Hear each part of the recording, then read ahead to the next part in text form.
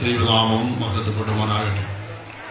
ഈ പ്രാവശ്യത്തെ അനുഗ്രഹീതമായ കൺവെൻഷനെ ഓർത്ത് ഞാനും ദൈവത്തെ സ്തുതിക്കും.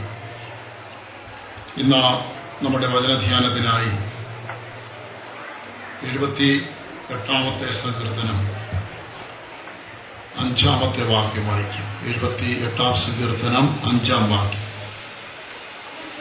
ഒരു സാക്ഷ്യം സ്ഥാപിച്ചു, ഇസ്രായേലിൽ ഒരു ന്യായപ്രമാണം നിയമിച്ചു, നമ്മുടെ പിതാക്കന്മാരോട് അവയെ തങ്ങളുടെ മക്കളെ അറിയിപ്പാൻ കൽപ്പിച്ചു. ശലോമോൻ ഇപ്രകാരം പറയുന്നുണ്ട്: ഒരു തലമുറ പോകുന്നു, മറ്റൊരു തലമുറ വരുന്നു. ശലോമോൻ ആ കാര്യം സഭാപ്രസംഗിയിൽ പറയുന്നതിൽ ഭൂരിഭാഗവും സാധാരണക്കാരായ മനുഷ്യരുടെ ദൈവീയ കാര്യങ്ങളോടും ലോകവ്യവസ്ഥയിലുള്ളതായ ഒരു കാഴ്ചപ്പാടാണ്. ചില പറയാറുണ്ട് ശലോമോൻ പിന്മാറ്റക്കാരനായതുകൊണ്ട് എഴുതിയ ഒരു ഗ്രന്ഥമാണ്. അതൊരിക്കലും അങ്ങനെയല്ല. ലോകമനുഷ്യന്റെ വീക്ഷണത്തെ ദൈവാത്മപ്രേരിതരായി താൻ രേഖപ്പെടുത്തിയിരിക്കുന്ന ഗ്രന്ഥമാണ് സഭാപ്രസംഗം. ഒരു തലമുറ വരുന്നു, അതിനു മുമ്പ് മറ്റൊരു തലമുറ പോകുന്നു. വിശേഷിക്കപ്പെട്ടതായി ഒന്നുമില്ല. പോകുന്ന തലമുറയ്ക്ക് ചെയ്യാൻ വല്ലതുമുണ്ടോ, വരുന്ന തലമുറയ്ക്ക് നേടുവാൻ വല്ലതുമുണ്ടോ? ഈ ചോദ്യത്തിനാണ് ഈ 78-ാം സങ്കീർത്തനം 5-ാം വാക്യം മറുപടി നൽകുന്നത്. ഇസ്രായേലിൽ ഒരു സാക്ഷ്യവും പ്രമാണവും നിയമിച്ചിട്ട് നമ്മുടെ പിതാക്കന്മാരോട് ദൈവം കൽപ്പിച്ചു, നിങ്ങളുടെ അനുഭവങ്ങൾ അടുത്ത തലമുറയെ അല്ലെങ്കിൽ നിങ്ങളുടെ മക്കളെ അറിയിക്കണം. ദൈവത്തിന് സ്തോത്രം. പ്രിയമുള്ളവരെ, കഴിഞ്ഞ ഒരു വർഷം ഈ സമയം ജീവിച്ചിരുന്ന എത്രയോ വിശ്വാസികൾ ഇന്ന് ഭൂമുഖത്തില്ല. ശുശ്രൂഷകർ ഇന്ന് ജീവിച്ചിരിപ്പില്ല. ഇന്ന് ഈ മീറ്റിംഗിൽ പങ്കെടുക്കുന്ന നിങ്ങളോ ഞാനോ അടുത്തൊരു വർഷം ഉണ്ടായിരിക്കുമെന്ന് തീർത്ത് പറയാവതല്ല. തലമുറ പോവുകയും മറ്റൊരു തലമുറ വരികയും ചെയ്യുന്ന പ്രതിഭാസം ഇങ്ങനെ നിർബാധം തുടരുകയാണ്. ഇതിനിടയിൽ നമുക്ക് എന്തെങ്കിലും ചെയ്യുവാനുണ്ടോ? ദൈവത്തിന്റെ സ്തോത്രം. നമുക്ക് ചെയ്യുവാനുള്ളത് എന്നൊന്ന് ചോദിച്ചാൽ, നമ്മുടെ അടുത്ത തലമുറയോട് പറഞ്ഞു കൊടുക്കേണ്ട, പരിചയപ്പെടുത്തേണ്ട, വിവരിക്കേണ്ട, ആവശ്യമായി അറിയിക്കേണ്ട ഒട്ടനവധി കാര്യങ്ങളുണ്ട്. അവയെ ചുരുക്കമായി നിങ്ങളോട് പങ്കുവയ്ക്കാൻ താല്പര്യപ്പെടുകയാണ്. ഒന്നാമത്, നാം കണ്ടെത്തിയ ദൈവത്തെ അടുത്ത തലമുറയ്ക്ക് പരിചയപ്പെടുത്തി കൊടുക്കേണ്ടത് ആവശ്യമാണ്. ഇസ്രായേൽ മക്കൾ മിസ്രയിൽ നിന്ന് പുറപ്പെട്ട് കനാനിലേക്ക് യാത്രയായി. ഇടയിൽ അവർ പല ജാതികളെ കീഴ്പ്പെടുത്തി അവിടെ സ്ഥലങ്ങളൊക്കെയും സ്വന്തമാക്കി. ഇങ്ങനെ മുൻപോട്ട് പോയി കനാനിന് മുൻപ് അവർ യോർദാൻ കടക്കേണ്ടതായിരുന്നു. യോർദാൻ കടന്നതിന് ശേഷം കനാൻ സ്വന്തമാക്കി എന്ന് വരികിലും 12 ഗോത്രങ്ങളിൽ 2 ഗോത്രത്തിന് അവകാശം കിട്ടിയത് യോർദാൻ ഇക്കരെയായിരുന്നു. എങ്കിലും അവകാശം കിട്ടിയെന്നതുകൊണ്ട് തൃപ്തിപ്പെടാതെ അവർ സഹോദരന്മാർക്ക് മുൻപേ കടന്നുപോയി യുദ്ധസന്നദ്ധരായി ചെന്ന് തങ്ങളുടെ സഹോദരവർഗത്തിന് കനാനെ അവകാശമാക്കി കൊടുത്തിട്ട് മടങ്ങി വന്ന് തങ്ങൾ ലഭിച്ചതായ അവകാശത്തിൽ പാർപ്പാരംഭിച്ചു. ആ സമയത്ത് അവർ ഒരു കാര്യം ചെയ്തു. അവർ ഒരു വലിയ യാഗപീഠം അവിടെ പണിതു. യാഗപീഠം ഒന്നേ ആകാവൂ, അത് സമാഗമന കൂടാരത്തിലായിരിക്കണമെന്ന് ദൈവം നിഷ്കർഷിച്ചിരുന്നു. മറ്റൊരു യാഗപീഠം പണിതു എന്നുള്ളത് കേട്ടപ്പോൾ ഇത് ദൈവവസ്തുവിലുള്ളതായ ഒരു മറുതലിപ്പാണെന്നും ഇസ്രായേൽ മക്കളോടും അല്ലെങ്കിൽ യോർദാൻ അക്കരെയുള്ളതായ ജനങ്ങളുള്ളതായ ഒരു വിടപറച്ചിലിന്റെ വിളംബരമാണെന്നും അവർ തെറ്റിദ്ധരിച്ചു. ഇത് അങ്ങനെ അനുവദിച്ചു കൊടുത്തുകൂടാ എന്ന നിഗമനത്തിൽ എത്തിച്ചേർന്നിട്ട് ഈ ഗോത്രങ്ങൾ 9 ഗോത്രങ്ങൾ ബാക്കി 2 ഗോത്രങ്ങൾ യുദ്ധം ചെയ്യുവാനായി പുറപ്പെട്ടതായി നമ്മൾ കാണുകയാണ്. യോശുവാസ്വം 22-ാം അധ്യായത്തിന്റെ 10-ാമത്തെ വാക്യത്തിൽ നമ്മൾ ആ വസ്തുത വായിക്കുന്നുണ്ട്. വായിക്കാം. അവർ കനാൻ ദേശത്തിലെ യോർദാന്യ പ്രദേശത്തിൽ എത്തിയപ്പോൾ രൂബേന്യരും ഗാദ്യരും മനുഷ്യരുടെ പാതി ഗോത്രവും യോർദാന് സമീപത്ത് ഒരു യാഗപീഠം, കാഴ്ചയ്ക്ക് വലുതായിരിക്കുന്ന ഒരു യാഗപീഠം പണിതു. ഈ യാഗപീഠം പണിതതായി കേട്ടപ്പോൾ തങ്ങളുടെ സഹോദരങ്ങൾ ഇങ്ങനെ ഒരു കടുകൈ ചെയ്യുമെന്ന് അവർക്ക് തീരെ പ്രതീക്ഷ ഉണ്ടായിരുന്നില്ല. ഇത് നമ്മൾ നിന്ന് വേർപെട്ടുള്ള മറ്റൊരു ജീവിതത്തിന്റെ അടയാളമാണെന്ന് തെറ്റിദ്ധരിക്കുകയും അവരുടെ മേൽ യുദ്ധത്തിനായി പുറപ്പെടുകയും ചെയ്തു. പക്ഷേ ഇതൊന്നും ഈ 2 ഗോത്രങ്ങൾ അറിഞ്ഞില്ല. യുദ്ധത്തിനായി അവർ പുറപ്പെട്ടു വന്നതായ വേളയിൽ ഒരു വിശദീകരണം അവർ കൊടുത്തു. ആ വിശദീകരണം നാം വളരെ ശ്രദ്ധിക്കേണ്ട ഒരു കാര്യമാണ്. 24-ാമത്തെ വാക്യം. നാളെ നിങ്ങളുടെ മക്കൾ ഞങ്ങളുടെ മക്കളോട് ഇസ്രായേലിന്റെ ദൈവമായ യഹോവയുമായി നിങ്ങൾക്ക് എന്ത് കാര്യമുള്ളൂ? ഞങ്ങളുടെയും രൂബേന്യരും ഗാദ്യരുമായ നിങ്ങളുടെയും മധ്യേ യഹോവ യോർദാനെ അതിരാക്കിയിരിക്കുന്നു. അത് മുഴുവൻ വായിപ്പാൻ സമയം പോരാ. ഞങ്ങൾ എന്തിനാ യാഗപീഠം പണിതു എന്നൊരു വിശദീകരണം കൊടുക്കുകയാണ്. കാലം കുറെ മുൻപോട്ട് പോകുകയും ഇന്നത്തെ തലമുറ കഴിഞ്ഞ് അടുത്തൊരു തലമുറ വരികയും ചെയ്യുമ്പോൾ, അല്ലെങ്കിൽ ഞങ്ങളുടെ മക്കൾ നിങ്ങളുടെ മക്കളുമായി സംഭാഷിക്കുമ്പോൾ ഞങ്ങളുടെ മക്കൾ പറയും, യോർദാൻ ഇക്കരെയാണ് ഞങ്ങളുടെ പിതാക്കന്മാരുടെ അവകാശം, നിങ്ങളുടെ അക്കരെയാണ്, നിങ്ങളും ഞങ്ങളുമായി ഒരു ബന്ധമില്ല, ഞങ്ങൾക്ക് നിങ്ങളുടെ കയ്യിലും ഒരു ഓഹരിയും ഇല്ല, നിങ്ങൾക്ക് നിങ്ങളൊരു കാര്യമില്ല എന്ന് പറഞ്ഞ് നമ്മുടെ തലമുറ തമ്മിൽ വിട പറഞ്ഞാൽ എന്തായിരിക്കും ഭയങ്കരമായ സ്ഥിതി? അങ്ങനെ വരാതിരിക്കുവാൻ, നിങ്ങളും ഞങ്ങളും ഒന്നാണെന്ന് അടുത്ത തലമുറ മനസ്സിലാക്കുവാൻ, ഞങ്ങൾ സേവിച്ച ദൈവവും നിങ്ങൾ സേവിച്ച ദൈവവും ഒന്നാണെന്ന് നിങ്ങളുടെ തലമുറയും ഞങ്ങളുടെ തലമുറയും മനസ്സിലാക്കുവാൻ ഇത് ചെയ്തു. 28-ാമത്തെ വാക്യം. അതുകൊണ്ട് ഞങ്ങൾ പറഞ്ഞത്, നാളെ അവർ നമ്മോടോ നമ്മുടെ സന്തതികളോടോ അങ്ങനെ പറയുമ്പോൾ ഹോമയാഗത്തിനല്ല ഹനനയാഗത്തിനുമല്ല ഞങ്ങൾക്കും നിങ്ങൾക്കും മധ്യ സാക്ഷിയായിരിക്കേണ്ടതിന് തന്നെ ഞങ്ങളുടെ പിതാക്കന്മാർ ഉണ്ടാക്കിയിട്ടുള്ള യഹോവയുടെ യാഗപീഠത്തിന്റെ പ്രതിരൂപം കാണുന്നതിനെന്ന് മറുപടി പറയുവാൻ ഇടയാകും. ഒരു യാഗമർപ്പിക്കാനല്ല, പിന്നെയോ നമ്മുടെ തലമുറകൾ തമ്മിൽ ഒരേ ദൈവത്തെ സേവിച്ച് ഒരുമനപ്പെട്ട ഒരു ജനതയായി പോകേണ്ടതിന്, അവർക്കിടയിൽ ഒരു തെറ്റിദ്ധാരണ വരാതിരിക്കേണ്ടതിന്, നാം തമ്മിലുള്ളതായ ബന്ധത്തിന്റെ തെളിവായി നാം സേവിച്ചതായ ദൈവത്തെ തന്നെയാണ് നമ്മുടെ തലമുറ പിൻപറ്റേണ്ടത് എന്നുള്ള സത്യം അവർ ഗ്രഹിക്കേണ്ടതിനായി യാഗപീഠം പണിതിരിക്കുന്നു. ശ്രദ്ധിക്കണമേ, ഈ ഒരു യാഗപീഠം പണിയാൻ നമ്മൾ ആരും മറന്നുപോകരുത്. നിങ്ങളും ഞാനും പിൻപറ്റിയിരിക്കുന്നതായ ദൈവത്തെ അടുത്ത തലമുറ പിൻപറ്റേണ്ടതിന് വേണ്ടി ഒരു യാഗപീഠം പണിയാതെ ഭൂമിയിൽ നിന്ന് കടന്നു പോകുവാൻ ഇടയാകരുത്. അടുത്ത തലമുറയ്ക്ക് നമ്മുടെ ദൈവത്തെ നാം പരിചയപ്പെടുത്തി കൊടുത്തിരിക്കണം. 32 വർഷങ്ങൾക്ക് മുൻപ് ഞാൻ വിസിറ്റിങ്ങിന് പോകുമ്പോൾ ഒരു കനാൽ റോഡിലൂടെ പോവുകയാണ്. കനാലിന്റെ പുറമ്പോക്കിൽ ഒരു കുടിൽ വെച്ച് ഒരു കുടുംബം താമസിക്കുന്നു. സന്ധ്യയായി ഇരുട്ടി തുടങ്ങി. അവിടെ വിളക്ക് കത്തിച്ചിട്ടുണ്ട്. ഞാനതിന്റെ സൈക്കിളിൽ കടന്നു പോകുമ്പോൾ ആ ഒരു ഹൈന്ദവ കുടുംബമാണെന്ന് എനിക്ക് മനസ്സിലായി. വിളക്ക് വെച്ച ഉടനെ ആ കുടുംബനാഥൻ, വളരെ ചെറിയ കുട്ടി, കഷ്ടിച്ച് 3 വയസ്സ് തന്നെ വരുമെന്ന് എനിക്ക് തോന്നുന്നില്ല, ആ കുട്ടിയെ വെച്ചിട്ട് പറഞ്ഞു കൊടുക്കുകയാണ്, ചെമ്പഴന്തി പറ. കുഞ്ഞു പറയാൻ ചെമ്പയന്തി വെച്ചു. ശ്രീനാരായണ ഗുരു ജനിച്ച സ്ഥലം ചെമ്പയന്തി കൊച്ചിനെ കൊണ്ട് പറയിപ്പിക്കുക. എനിക്കതൊരു വലിയ ആശ്ചര്യമായിട്ട് തോന്നി. സന്ധ്യയായപ്പോൾ വിളക്ക് വെച്ച് വർത്തമാനം പറയാൻ പോലും കഷ്ടിച്ചു പഠിച്ചതായ ഈ കുട്ടിയോട് അവരുടെ സമതാചാര്യന്റെ പേരും ആ സമതാചാര്യൻ ജനിച്ചതായ സ്ഥലവും പറഞ്ഞ് പഠിപ്പിക്കുന്നത് കേട്ടപ്പോൾ നാം നമ്മുടെ കുഞ്ഞുങ്ങളോട് ദൈവിക കാര്യങ്ങൾ ഇത്ര പഠിപ്പിക്കുന്നുണ്ടോ എന്നൊരു സംശയം ഉള്ളിലുണ്ടാകാതിരുന്നില്ല. സൺഡേ സ്കൂളിന്റെ ലക്ഷ്യമെന്താണ്? പല അധ്യാപകരും മറന്നിട്ടുണ്ട്.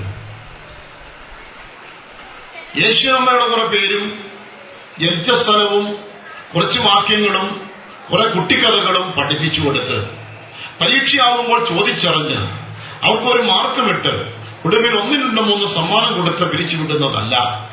ഇതൊക്കെ കേവലം ഒരു മാധ്യമം മാത്രമാണ്. കുറച്ച് കഥകൾ ബൈബിളും തിരഞ്ഞെടുത്തിരിക്കുന്നു, അതിൽ നിന്ന് ചില ഭാഗങ്ങൾ അടർത്തിയെടുത്തൊരു പാഠമാക്കി തീർത്തിരിക്കുന്നു. പക്ഷേ ഇതിന്റെ എല്ലാം ആത്യന്തികമായ ലക്ഷ്യം മനസ്സിൽ വെച്ചുകൊണ്ടാണ് പഠിപ്പിക്കുവാൻ. എന്താണ് ലക്ഷ്യം? നാം പാട്ടിയതായ പാട്ട്, എക്സലന്റായ ഒരു നെയ്യും ലോകത്തിൽ വേറെ ഇല്ല. യേശുവിനെ നമ്മുടെ തലമുറയ്ക്ക് പരിചയപ്പെടുത്തി കൊടുത്ത് അവന്റെ നാമത്തിന്റെ നിസ്തുല്യത നമ്മുടെ തലമുറയ്ക്ക് പരിചയപ്പെടുത്തി കൊടുത്ത് ആ യേശുവിനോടുള്ളതായ സ്നേഹത്തിലും ബന്ധത്തിലും അവരെ കൊളുത്തിയിടാനുള്ള ഒരു കാര്യപരിപാടിയാണ് സൺഡേ സ്കൂൾ പഠനം. കുറച്ച് വാക്യങ്ങൾ മാത്രമോ, കുറെ ബൈബിളിലെ സ്ഥലപ്പേരുകളോ, കുറെ വിശുദ്ധന്മാർ പേരുകളോ പഠിപ്പിക്കുന്നതുണ്ടായില്ല. അതൊക്കെ നമ്മളൊരു ഫ്രെയിമാണെന്ന് മാത്രമേ ഉള്ളൂ. യഥാർത്ഥ ലക്ഷ്യം യേശുവിനോടുള്ള ബന്ധത്തിലേക്കും സ്നേഹത്തിലേക്കും ഈ കുഞ്ഞ് തലമുറയെ കൊളുത്തിയിടുക എന്നതാണ്. അതിൽ പരാജയപ്പെട്ടാൽ അവർ കുറച്ച് വാക്യങ്ങൾ കാണാതെ പഠിച്ച് മിടുക്കരായി വളർന്ന് സൺഡേ മാർക്ക് നേടും, 1ാം സമ്മാനം നിർവഹിക്കും, ഒരുപാട് സൺഡേ സ്കൂൾ വാർഷികങ്ങളിൽ പല പരിപാടികൾ അവതരിപ്പിച്ച് കൈയടി വാങ്ങും. പക്ഷേ ഒരു സമയം കഴിയുമ്പോൾ നമ്മുടെ കയ്യിൽ നിന്ന് ഒരു പക്ഷി പറന്നു പോകുന്ന പോലെ കുഞ്ഞുങ്ങൾ ദൂരേക്ക് മക്കളെ അവരുടെ ഹൃദയത്തെയും മനസ്സിനെയും ഈ കർത്താവിനോടുള്ള ബന്ധത്തിൽ നമ്മൾ കൊളുത്തിയിട്ടാൽ എവിടെ പോയാലും നമ്മുടെ കയ്യിലിരിക്കും, ദൈവത്തിന്റെ കയ്യിലിരിക്കും കുഞ്ഞുങ്ങൾ. പട്ടം പറത്തുന്നത് കണ്ടിട്ടില്ലേ? എത്രയോ അടി ഉയരത്തിലാണെന്ന് പറക്കുന്നത്. ദൂരെ നിന്ന് നോക്കുമ്പോൾ ഒന്നും നമുക്ക് തോന്നുകയില്ല, ഒരു ബന്ധവുമില്ലാതൊരു പട്ടം ആകാശത്തിൽ പറന്നുകൊള്ളും. പക്ഷേ അതിൽ നിന്നൊരു നൂല് താഴേക്ക് പിടിച്ച് ഒരു കുട്ടിയോ ഒരു മനുഷ്യന്റെ കൈ പിടിച്ചിട്ടുണ്ട്. അത് കാറ്റടിച്ച് അങ്ങനെ ചാടിക്കളിച്ചാലും ഈ നൂലിന്റെ കൺട്രോളിലാണ് നിൽക്കുന്നത്.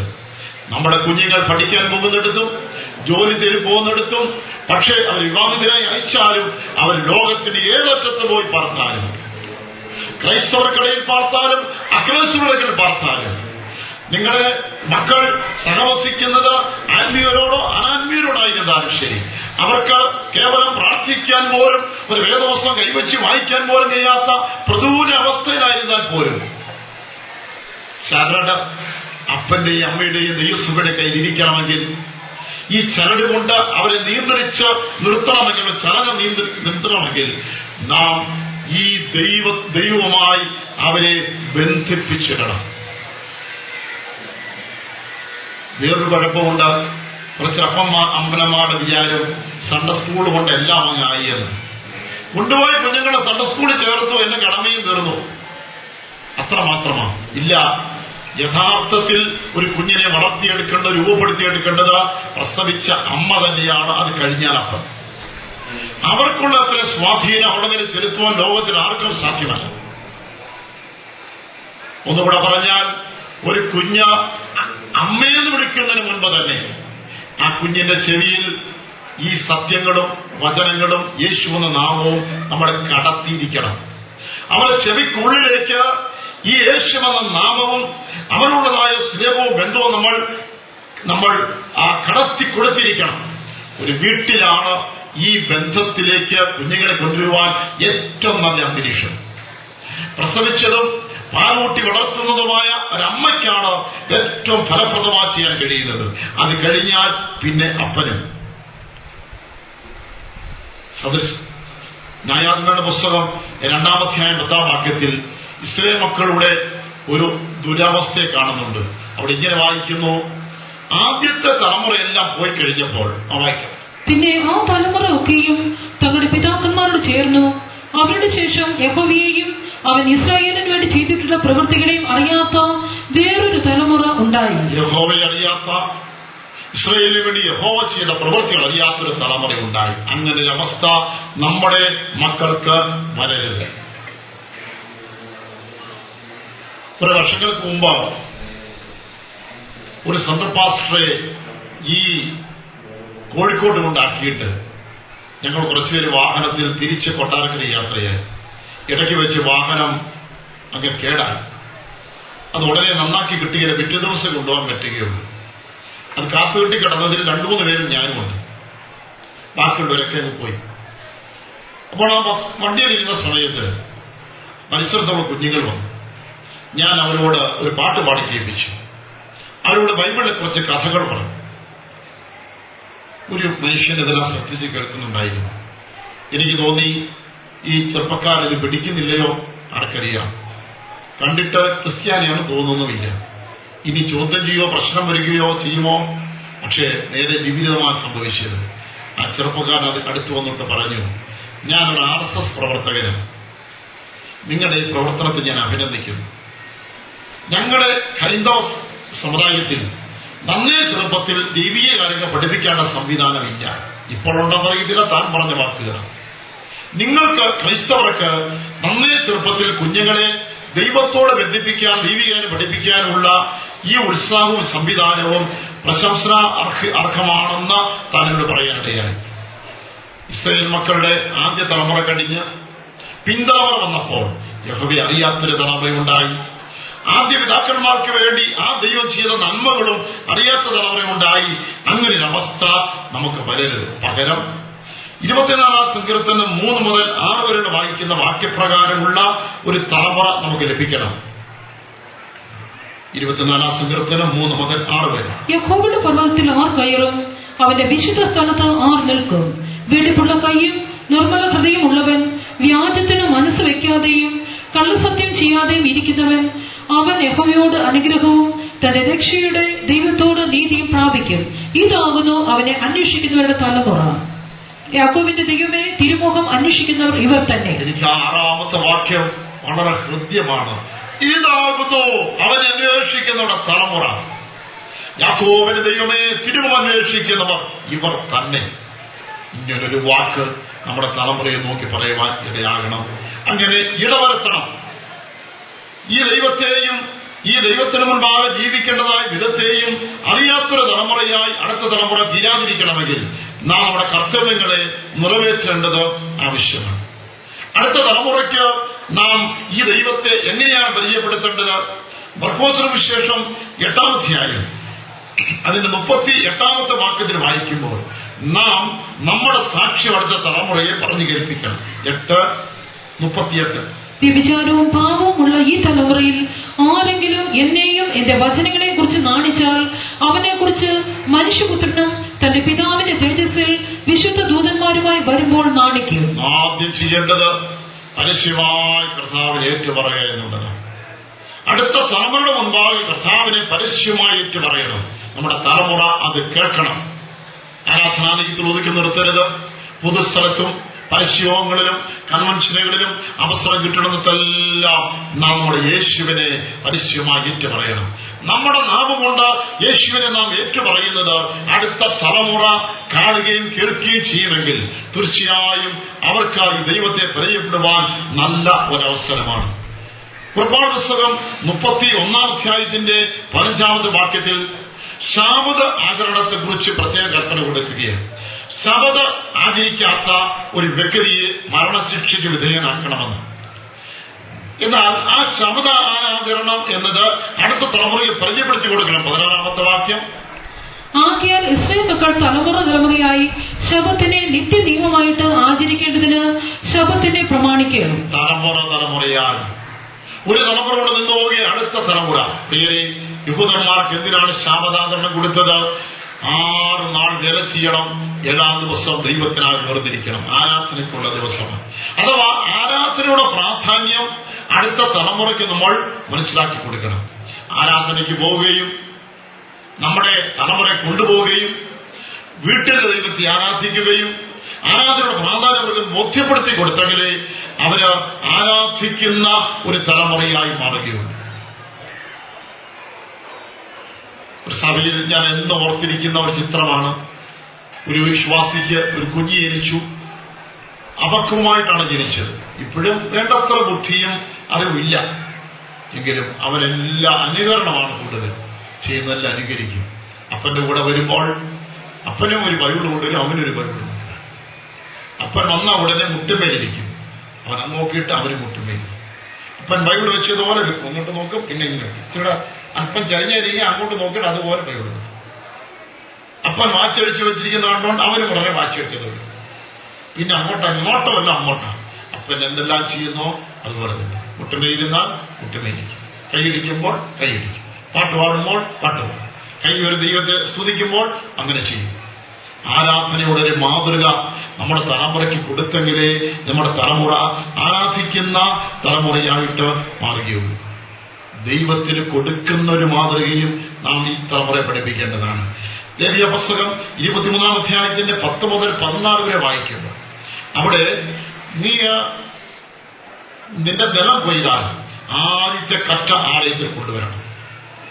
തുടർന്ന് അങ്ങോട്ട് ഹോമയാഗം, ഹനനയാഗം, ഭോജനയാഗം, പാനീയാഗം, ഇതിനെക്കുറിച്ചെല്ലാം പറയുന്നുണ്ട്. ഇതെല്ലാം നീ കൊണ്ടുവരണം. ഇത് എന്തിനാണ് ചെയ്യുന്നത് ചോദിച്ചാൽ പാട്ടിൽ തലമുറ തലമുറയായി ഇത് നീ പാലിക്കേണ്ടതാണ്. അഥവാ നീ ഇത് ചെയ്ത് കഴിയുമ്പോൾ നിന്റെ തലമുറ പിന്നാലെ ഇത് ചെയ്യും. പ്രത്യേകിച്ച് 14 വാക്യത്തിൽ വായിക്കുന്നത്, ആ ദൈവത്തിന് കൊടുക്കേണ്ടത് കൊടുക്കാതെ ഒരു മലര് പോലും എടുക്കരുത്. 14 വാക്യം, നിങ്ങളുടെ ദൈവത്തിന് വഴിപാട് കൊണ്ടുവരുന്ന ദിവസം വരെ നിങ്ങൾ അപ്പമാകട്ടെ മലരാകട്ടെ കതിരാകട്ടെ തിന്നരുത്. നിങ്ങളുടെ സകല വാസസ്ഥലങ്ങളിലും ഇത് തലമുറയായി നിങ്ങൾക്ക് എന്നേക്കുമുള്ള ചട്ടം ആയിരിക്കണം. അധ്വാനിച്ച് കൊയ്തെടുത്തുകൊണ്ട് വന്നാൽ അതിൽ ദൈവത്തിന് കൊടുത്തതിന് ശേഷം മാത്രമേ നീ ഭക്ഷണം കഴിക്കാവൂ. അതിൽ നിന്നൊരിക്കലും ഒരു അപ്പം ഉണ്ടാക്കി കഴിക്കരുത്. പിന്നെ അതിലൊരു മലര് പോലെ ഉണ്ടാക്കി കഴിക്കരുത്. ഒരു കതിര് പോലെ നീ തുടരരുത്. ഇത് തലമുറയായി, അഥവാ പിതാക്കന്മാർ ചെയ്യുമ്പോൾ മക്കൾ അത് കണ്ട് അതുപോലെ ചെയ്യുന്നതിന് ഇടയാകും. നാം ദൈവത്തിന് കൊടുക്കേണ്ടതായ ആവശ്യകതയും പ്രാധാന്യവും അടുത്ത തലമുറയ്ക്ക് മാതൃകയായി കാണിച്ച് പഠിപ്പിക്കേണ്ടത് ആവശ്യമാണ്. എന്തുകൊണ്ടെന്നാൽ ആർക്ക് വേണ്ടിയാ? സഭയ്ക്ക് വേണ്ടിയാ. ഇന്ന് മതങ്ങളെല്ലാം വെച്ചിരിക്കുന്ന കാണിക്കപ്പെട്ടിയെല്ലാം അവർക്ക് ഇത് കിട്ടാൻ വേണ്ടിയാണ്. ഇവിടെ അങ്ങനെ കാണിക്കപ്പെട്ടിയും ചെയ്യുകയില്ല. ദൈവത്തിന് കൊടുക്കണമെന്ന് അറിവ് കിട്ടിയവൻ, ദൈവത്തിന് കൊടുക്കാൻ എങ്ങനെ കൊടുക്കണമെന്ന് വെളിപ്പാട് കിട്ടിയോ അതനുസരിച്ച് വാങ്ങുവാൻ പ്രതിഷ്ഠിക്കപ്പെട്ട വിശ്വാസ ജീവിക്കുന്ന ശുശ്രൂഷകളുണ്ട് എന്ന് ഒഴിച്ചാൽ കൊടുക്കുവാൻ പ്രേരിപ്പിക്കുന്ന ഒരു ഘടകവും അടയാളവും നമ്മുടെ ആരാധനയില്ല. പക്ഷേ ഈ കൊടുക്കുന്നതാണ് നമ്മുടെ അനുഗ്രഹത്തിന്റെ ഏറ്റവും വലിയ അടിസ്ഥാനം. മധ്യ തിരുവിതാംകൂറിൽ ഉള്ള ക്രൈസ്തവരും പ്രത്യേകിച്ച് പെന്തക്കോസ്തുകാരുമാണ് പെന്തക്കോസ്തുകാരുടെ ഏറ്റവും കൂടുതൽ സമ്പന്നം. പത്തനംതിട്ട ജില്ലയിലെ ബാങ്കുകളിൽ ഏറ്റവും കൂടുതൽ ഡെപ്പോസിറ്റ് ഉള്ളത് പെന്തക്കോസ്തുകാർക്കാണ്. ഇത് ഒരു കാലത്ത് അങ്ങനെയായിരുന്നില്ല. അവിടെയുള്ളതായ ദൈവമക്കളിൽ ഭൂരിഭാഗവും ഒരു കാലത്ത് വാടക വീട്ടിൽ താമസിച്ചവരും സ്വന്തമായി നിലവില്ലാത്തവരും ഒരു നല്ല ജോലി വരുമാനമില്ലാത്തവരും ഒക്കെയായിരുന്നു. പക്ഷേ ദൈവം രക്ഷിക്കപ്പെട്ട് സത്യത്തിൽ കടന്നു വന്ന് ദൈവത്തിന് കൊടുക്കേണ്ടത് കൊടുക്കാൻ തുടങ്ങിയ ശേഷം, മറ്റുള്ളവർക്ക് നന്മ ചെയ്യാൻ തുടങ്ങിയ ശേഷം ദൈവരെ പടിപടിയായിട്ട് അനുഗ്രഹിച്ചു. ഒന്നിലധികം മക്കളും പ്രിയപ്പെട്ടവരും വിദേശത്തില്ലാത്ത കുടുംബങ്ങൾ ഇല്ല എന്ന് വേണം പറയുവാൻ. ഒരു കാലത്ത് വാടക വീട്ടിലും ചോർന്നരിക്കുന്ന കുടിലും വാർത്തതായ ആളുകൾക്ക് ദൈവം കൊടുത്തതായ നന്മ നിമിത്തം ഉണ്ടാക്കിയെടുക്കുന്നതായ കോടികൾക്കപ്പുറത്ത് ചെലവുള്ളതായ മണിമാളികളിൽ താമസിക്കാൻ ആളില്ല. അപ്പനമ്മയും മക്കൾ അന്ന് കൊണ്ടുപോയിരിക്കുക, അത് പൊട്ടിയിട്ടിരിക്കുക. അവിടെ ഒന്ന് വാടകയ്ക്കെങ്കിലും താമസിച്ച് നോക്കേണ്ട ആളെ പോലും ഇല്ലാത്ത സാഹചര്യം അനുഗ്രഹിച്ചു. എങ്ങനെയാണെന്നറിയാമോ? ഒന്ന്, ദൈവത്തിന് കൊടുക്കേണ്ട ദൈവത്തിന് കൊടുത്തു. രണ്ട്, തങ്ങളോളം ഭാഗ്യമില്ലാത്ത മറ്റുള്ളവർക്ക് കൊടുക്കേണ്ടത് കൊടുത്തു. ആ ഒരു ഭാഗം ചിന്തിക്കണം. ഞാൻ ആലപ്പുഴയിൽ 72 മുതൽ 74 വരെ പാർത്തു. ആ കാലങ്ങളൊക്കെ വിശ്വാസത്തിലും വളരെ ഞെരുക്കവും ദാരിദ്ര്യമായിരുന്നു. വിശ്വാസികളും വളരെ പാവപ്പെട്ടവർ. അവിടെ കുടുംബമുണ്ട്. കപ്പൽ ജോലിയുള്ള ഒരു സാറ്. അദ്ദേഹത്തിന്റെ വീട്ടിൽ അദ്ദേഹം അവധിക്ക് വരുമ്പോഴെല്ലാം പ്രാർത്ഥന വയ്ക്കും. അന്നാണ് വിശ്വാസികൾ വയറ് നിറച്ചു എല്ലാം കഴിക്കുന്നത്. ഉള്ളത് പറഞ്ഞാൽ ഞാനും. അക്കാലങ്ങളിൽ ഈ കാണുന്ന പുൽപ്പ ഇതിന് വലിയ ഭംഗിയുണ്ടല്ലോ. അന്ന് ഇവിടെ ഇന്ത്യയിൽ കിട്ടത്തില്ലായിരുന്നു. വിദേശത്ത് മാത്രം കിട്ടുന്ന ഒരു സാധനമാണ് ഈ കാണുന്ന പുൽപ്പ. ഇദ്ദേഹം കപ്പൽ ജോലി ആയതിന് വിദേശത്ത് കൊണ്ടുവന്ന ആ പാവിരിക്കും. ഉള്ളത് പറഞ്ഞാൽ മാറി നിൽക്കിയത്, ചവിട്ടാനൊരു ശങ്ക, ഇരിക്കാനൊരു മടി. അത്ര മനോഹരമായ പടങ്ങളുള്ള ചിത്രങ്ങളുള്ളതായ പാ. ശേഷം ഇന്നത്തെ പോലെ ഡിസ്പോസിബിൾ പ്ലേറ്റ്സ് അക്കാലങ്ങളിൽ ഇവിടെ ലഭ്യമായിരുന്നില്ല. അതും അദ്ദേഹം കപ്പലിൽ വിദേശത്ത് കൊണ്ടുവന്നതാണ്. ഈ നല്ല മനോഹരമായ ഡിസ്പോസിബിൾ പ്ലേറ്റ്സിന് ആഹാരം കൊടുക്കുമ്പോൾ അത് കഴിച്ചതിന് ശേഷം കളയാൻ തോന്നുന്നില്ല. പക്ഷേ അത് കളഞ്ഞിട്ടാണ് പോകുന്നത്. ആ ഭവനത്തിൽ മാസത്തിൽ ഒരു മാസമോ 2 മാസം കൊണ്ട് വരുമ്പോഴെല്ലാം എളിയവരായ തന്നെക്കാൾ എളിയവരായ ദൈവമക്കളെ വിളിച്ചു വരുത്തി വയറ് നിറച്ച് സുഭിക്ഷമായ രുചികരമായ ഭക്ഷണം കൊടുത്ത് ആദരിച്ച് വിട്ടതിന്റെ ഫലം ഇന്നും ആ തളവൻ അനുഗ്രഹിക്കപ്പെടുകയാണ്. നിങ്ങൾക്ക് അനുഗ്രഹം വരുവാനുള്ള മാർഗം ദൈവത്തിന് കൊടുക്കുക. നിങ്ങളോട് സൗഭാഗ്യമില്ലാത്തതായ സഹോദരങ്ങൾക്ക് കൊടുത്ത് കഴിയുമെങ്കിൽ ഒരു വർഷത്തിൽ ഒരിക്കലെങ്കിലും നിങ്ങളുടെ വിശ്വാസികളെ മാത്രമല്ല അയൽവാസികളുടെ വ്യക്തി വയറ് നിറച്ച് ഏമ്പക്കമുള്ള ആഹാരം കൊടുത്താൽ നിങ്ങളുടെ തലമുറ അനുഗ്രഹിക്കപ്പെടും. ദൈവത്തിന് കൊടുക്കേണ്ടത് സഹജീവികൾ കൊടുക്കേണ്ടത് എന്തെന്ന അടുത്ത തലമുറയെ നമ്മൾ പഠിപ്പിക്കേണ്ട ഒരു വസ്തുതയാണ്. നമ്മൾ ഈ ദൈവത്തെ പരിചയപ്പെടുത്തുന്നതിലൂടെയാണ് അടുത്ത തലമുറ അനുഗ്രഹിക്കപ്പെടുന്നത്. ഉൽപ്പത്തി പുസ്തകം 31:42 വാക്യത്തിൽ യാക്കോബ് ലാബാനെടുത്തു പോയി ഏറെ വർഷം താമസിച്ചു. കഠിനമായി ജോലി ചെയ്തു കൊടുത്തു. അവസാനം ആ ലാബാൻ ഒരു പ്രതിഫലം കൊടുക്കാതെ അനേക തവണ പ്രതിഫലം മാറ്റി. ശമ്പളം കൊടുത്തില്ല, പ്രതിഫലം കൊടുത്തില്ല. ഒടുവിൽ ദൈവനെ അനുഗ്രഹിച്ചു. അവൻ പറയുന്ന ഒരു വാക്കുണ്ട്, എന്റെ പിതാവിന്റെ ദൈവവും പിതാവായ അബ്രഹാമിന്റെ ദൈവവും എന്റെ അപ്പനായ ഇസ്ഹാക്കിന്റെ ഭയവുമായവൻ ഇല്ലായിരുന്നെങ്കിൽ ഞാൻ ഇവിടുന്ന് വെറും കൈയോടെ ഇറങ്ങിപ്പോയിട്ട് വരും. കാര്യം മനസ്സിലായോ? ഇന്ന് നീ എന്നെ ഇവിടെ വെറും കൈയോടെ വർഷങ്ങൾ അധ്വാനിച്ച് കഷ്ടപ്പെട്ട് ഞാൻ എല്ലാം തോലുമായി ആരോഗ്യം ക്ഷയിച്ച് ഇവിടുന്ന് വെറും കൈയോടെ ഇറങ്ങി പോകുമായിരുന്നു. പക്ഷേ എന്നോടുകൂടി ഒരു ദൈവം ഉണ്ടായിരുന്നുകൊണ്ട് അത് സംഭവിച്ചില്ല. ഒന്നുകൂടെ കടത്തി പറഞ്ഞാൽ, എന്നെ ചൂഷണം ചെയ്ത, എന്നെ മുതലെടുത്തവനേക്കാൾ സമ്പന്നനാക്കി ഞാൻ മാറിയിരിക്കുന്നത് എന്റെ പിതാക്കന്മാരുടെ ദൈവത്തിന് സഹായം കൊണ്ട്. അബ്രഹാമിന് ദൈവം, ഇസ്ഹാക്കിന് ഭയവുമായ ആ ദൈവം എന്നോടുകൂടെ ഉണ്ടായിരുന്നു. ആ ദൈവത്തെ സേവിച്ചു. ശ്രദ്ധിക്കണമേ, നിങ്ങളുടെ മക്കൾ എവിടെയും പോയിക്കൊള്ളട്ടെ, അവരുടെ യജമാനന്മാർ, ബോസുമാർ എങ്ങനെയുള്ളതായിക്കൊള്ളട്ടെ, അവർ ഏത് പ്രതികൂലസായും ജീവിച്ചു കൊള്ളട്ടെ, അവരുടെ ദൈവം അവരെ ഉയർത്തുകയും മാനിക്കുകയും ചെയ്യും. നമ്മുടെ ദൈവത്തെ അവർക്ക് നാം പരിചയപ്പെടുത്തി കൊടുക്കണം. അതുകൊണ്ടാണ് ഇസ്രായേലിന്റെ പിൻതലമുറ പ്രാർത്ഥിക്കുമ്പോൾ അബ്രഹാമിന്റെയും ഇസ്ഹാക്കിന്റെയും യാക്കോബിന്റെ ദൈവമേ എന്ന ഉച്ചത്തിൽ വിളിക്കാൻ കാരണം. നിങ്ങളുടെ തലമുറയും നിങ്ങളുടെ പേര് പറഞ്ഞ ഉച്ചത്തിൽ വിളിക്കത്തക്കവണ്ണം നിങ്ങൾ അവരെ ഒരുക്കണം. തൃശ്ശൂരിലെ അസിസ്റ്റന്റ് പാസ്റ്റർ ഒരിക്കൽ പറഞ്ഞൊരു സാക്ഷ്യം എന്ന് ഓർമ്മയുണ്ട്. തന്റെ ജ്യേഷ്ഠൻ സ്വന്തം പാസ്റ്ററായിരുന്നു, മരിച്ചു. തന്റെ ജ്യേഷ്ഠൻ ആദ്യം രക്ഷയിൽ വരുന്നതും അവിടെ പിതാവ് നേരത്തെ മരിച്ചതുകൊണ്ട് അപ്പന സ്ഥാനത്തും ജ്യേഷ്ഠനായിരുന്നു. തന്റെ ശുശ്രൂഷയിൽ ഒരു പ്രത്യേകമായ പ്രശ്നമുണ്ടായപ്പോൾ ആകെ കലകി, ഇതെങ്ങനെ പരിഹരിക്കണം നിറഞ്ഞുവിടും. പെട്ടെന്ന് ഓർമ്മ വരുന്നത്, പിതൃതുല്യനായിരിക്കുന്ന തന്റെ ജ്യേഷ്ഠൻ പല സന്ദർഭങ്ങളിലും പ്രാർത്ഥിക്കുന്ന ചിത്രം മനസ്സിലേക്ക് വന്നു. അദ്ദേഹം ഒരു പ്രത്യേകമായ ഒരു നിലയിലിരുന്ന, ഒരു പ്രത്യേകമായ നിലയിലൊരു പ്രാർത്ഥന. ഇത് മനസ്സിലോർമ്മ വന്നിട്ട് തന്റെ ജ്യേഷ്ഠൻ ഇരിക്കുന്ന വിധം ഇരുന്ന, ജ്യേഷ്ഠൻ പ്രാർത്ഥിക്കുന്ന വിധത്തിൽ താൻ പ്രാർത്ഥിച്ചു. ദൈവ പ്രശ്നം പരിഹരിച്ചു കൊടുത്തു. ഞാൻ ചോദിക്കുകയാണ്, നിങ്ങളുടെ മക്കൾക്ക് ഓർത്തിരിക്കത്തക്കവണ്ണം ഒരു പ്രാർത്ഥനയുടെ മാതൃക മക്കൾക്ക് കൊടുക്കുവാൻ പിതാക്കന്മാരെ, മാതാക്കളെ നിങ്ങൾക്ക് കഴിയുന്നുണ്ടോ? നിങ്ങൾക്ക് കഴിയണം. നിങ്ങളുടെ പിതാക്കൻ നിങ്ങളെ ഓർത്ത് എന്റെ പിതാവിന്റെ ദൈവമേ, എന്റെ മാതാവിന്റെ ദൈവം എന്ന് വിളിക്കുവാൻ അടുത്ത തലമുറയ്ക്ക് കഴിയത്തക്കവണ്ണം ഈ ദൈവത്തെ പരിചയപ്പെടുത്തണം. വേഗത്തിൽ പോകട്ടെ.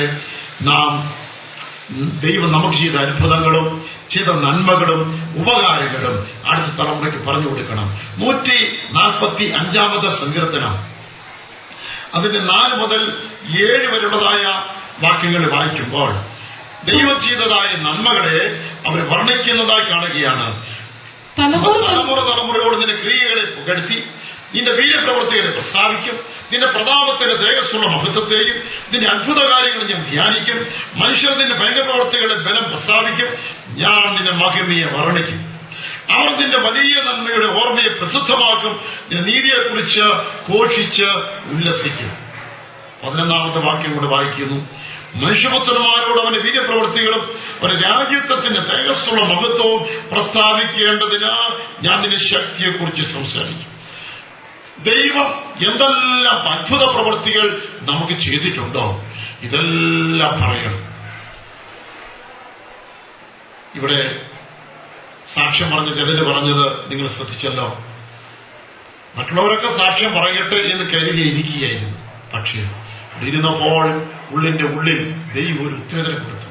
ഞാൻ ചെയ്ത നന്മകൾ, ഞാൻ ചെയ്തവർക്ക് വേണ്ടി അത്ഭുതങ്ങൾ, നിന്നെ രക്ഷിച്ചത്, നിന്നെ സൗഖ്യമാക്കിയത്, നിന്നെ നടത്തിയത്, നിന്നെ മാനിച്ചത്, നിന്നെ ഉയർത്തിയത്, നിന്റെ സ്വന്തം ബന്ധുക്കൾ പോലും രക്തബന്ധുക്കൾ പോലും കൈവിടിഞ്ഞ് അകന്നുമാറി നശിച്ചു കാണാൻ ആഗ്രഹിച്ചപ്പോൾ അവരുടെ മുൻപാകെ തന്നെ അത്ഭുത വിഷയമാക്കി തീർത്തത് പറയാതിരിക്കുന്നത് ശരിയോ?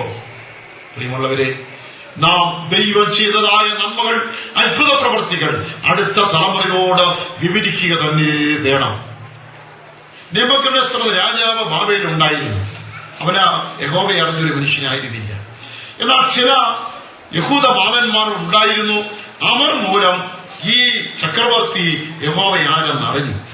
വിശിഷ്യ ദാനിയേൽ 3-ാം അധ്യായത്തിൽ 3 ബാലന്മാരെ ഈ രാജാവ് 90 മുഴം ഉയരവും 9 മുഴം വണ്ണവുമുള്ള ഒരു ബിംബത്തെ നമസ്കരിച്ചില്ല എന്ന കാരണത്താൽ തീച്ചൂളയിൽ വലിച്ചെറിഞ്ഞു. അവർ ധീരതയോടെ തങ്ങളുടെ ദൈവത്തിന് വേണ്ടി, സത്യത്തിന് വേണ്ടി തീയിലേക്ക് എടുത്തെറിയപ്പെട്ടു. പക്ഷേ തീയുടെ മണം പോലും തട്ടിക്ക്. വിശ്വസിച്ച ദൈവം അഗ്നിയിൽ ഇറങ്ങിവന്ന് അവരോടുകൂടെ നടന്നു. ഇത് കണ്ട രാജാവ് കണ്ണൊന്നും കൂടെ തിരുമിയിട്ട് നോക്കി. ഞാൻ ചോദിക്കട്ടെ, നമ്മൾ 4 പേരെ തീയിലിട്ടോ അതോ 3 പേരെയാണോ? ഒരു സംശയം. എല്ലാവരും പറഞ്ഞു 3 പേരെ ഇട്ടുള്ളൂ. 3 പേരെ തന്നെ ഇട്ടുള്ളൂ. 4 പേരെ ഇവിടെ കാണുന്നു. മാത്രമല്ല 4 പേർ തീയിൽ അങ്ങോട്ടിങ്ങൾ നടക്കുന്നത് കാണുന്നു. സ്തോത്രം. ആ 4 പേരും പുറത്തു വന്നപ്പോൾ ഈ ദാനിയേൽ 4-ാം അധ്യായത്തിന്റെ വചനങ്ങൾ വായിക്കുമ്പോൾ ആ രാജാവ് ആ ബാലന്മാരുടെ ദൈവത്തെ അറിഞ്ഞു. അവൻ ഇപ്രകാരം പറയുകയാണ്, 2-ാം വാക്യം മുതൽ, അത്യുന്നതനായ ദൈവം എങ്കിൽ പ്രവർത്തിച്ച അടയാളങ്ങൾ, അത്ഭുതങ്ങൾ പ്രസിദ്ധമാക്കുന്നത് നന്നെന്ന് എനിക്ക് തോന്നിയിരിക്കുന്നു. അവന്റെ അടയാളങ്ങൾ എത്ര വലിയവ, അത്ഭുതങ്ങൾ എത്ര ശ്രേഷ്ഠമായവ. രാജ്യത്വം എന്നേക്കുമുള്ള രാജ്യത്വവും ആധിപത്യം തലമുറയായുള്ളതുമാകുന്നു. അനുഭവത്തിലൂടെ ഒരു ചക്രവർത്തി ജീവനുള്ള ദൈവം ആരെന്നും ജീവനുള്ള ദൈവത്തെ സേവിക്കുന്നവർക്ക് ദൈവം അത്ഭുതങ്ങൾ എന്തെന്നും ശരിക്കും മനസ്സിലാക്കി. അവൻ അത് എഴുതണം, ഇത് ഞാൻ പ്രസിദ്ധമാക്കണം എന്ന് മനസ്സിലാക്കിയുണ്ടായി. ഒരു ജാതീയ രാജാവ് അതിനെ തുനിഞ്ഞെങ്കിൽ നാം എത്രയധികം ചെയ്യണം. ഇനി 44-ാം സങ്കീർത്തനം അതിൽ 1 മുതൽ 3 വരെയുള്ള വാക്യങ്ങൾ വായിച്ചാട്ടെ. ദൈവമേ, പൂർവ്വകാലത്ത് ഞങ്ങളുടെ പിതാക്കന്മാരുടെ നാളുകളിൽ നീ ചെയ്ത പ്രവൃത്തി അവർ ഞങ്ങളോട് വിവരിച്ചിരിക്കുന്നു. ഞങ്ങളുടെ ചെവി കൊണ്ട് ഞങ്ങൾ കേട്ടുമിരിക്കുന്നു. നിന്റെ കൈകൊണ്ട് നീ ജാതികളെ പുറത്താക്കി ഇവരെ നട്ടു. നീ വംശങ്ങളെ നശിപ്പിച്ചു ഇവരെ പരക്കുമാറാക്കി. തങ്ങളുടെ വാളുകൊണ്ടല്ല അവർ ദേശത്തെ കൈവശമാക്കിയത്, സ്വന്തം ഭുജം കൊണ്ടല്ല അവർ ജയം നേടിയത്. നിന്റെ വലകൈയും നിന്റെ ഭുജവും നിന്റെ മുഖപ്രാശവും കൊണ്ടത്രേ നിനക്ക് അവരുടെ പ്രീതി ഉണ്ടായിരുന്നുവല്ലോ. പിതാക്കന്മാർക്ക് വേണ്ടി നന്മകളെ സ്മരിച്ചുകൊണ്ട് കീർത്തനം രചിച്ചിരിക്കുകയാണ്. ഞങ്ങളുടെ പൂർവ്വകാലത്ത് പിതാക്കന്മാർ നാടുകളിൽ നീ അവർക്ക് വേണ്ടി ചെയ്തത് അവരെ ഞങ്ങളോട് വിവരിച്ചു പറഞ്ഞു കേട്ടിരിക്കുന്നു.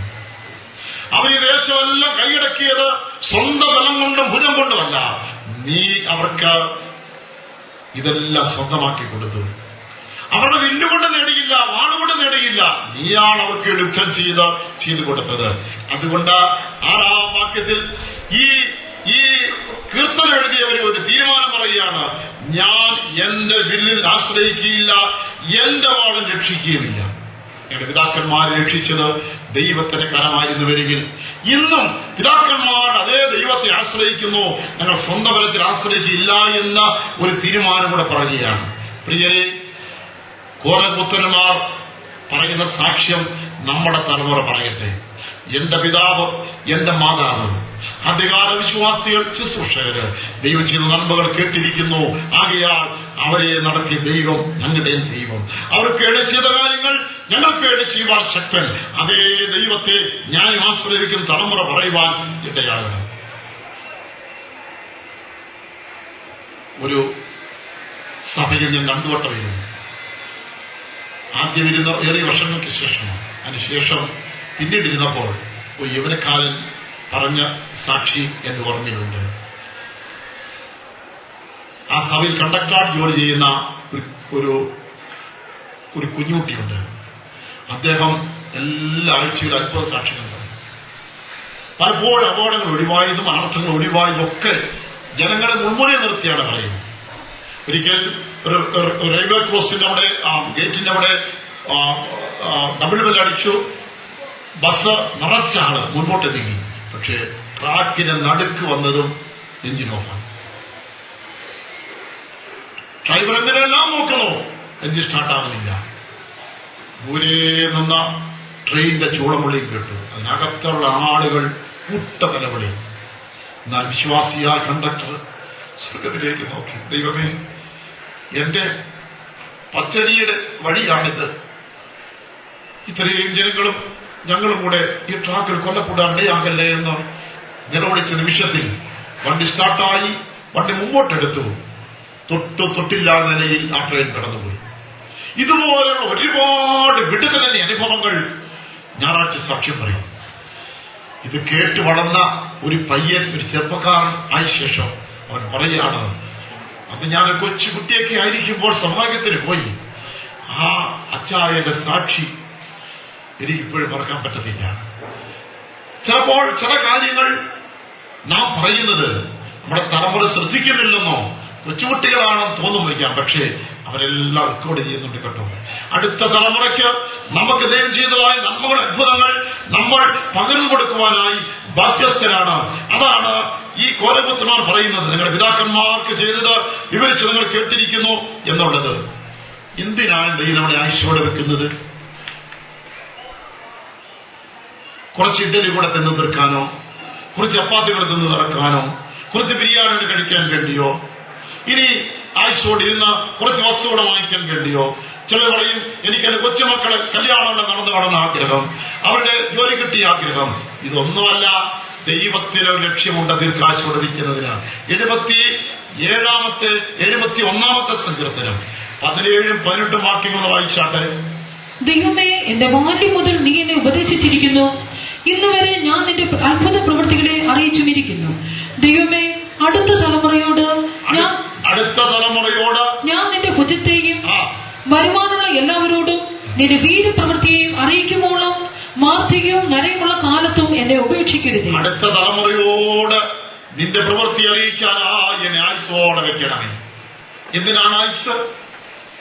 നിങ്ങൾ തലമറിച്ചിരിക്കുന്നുവോ? വാർദ്ധക്യം ചെന്നിരിക്കുന്നുവോ? നിങ്ങൾക്ക് കൊച്ചുമക്കളുണ്ടോ?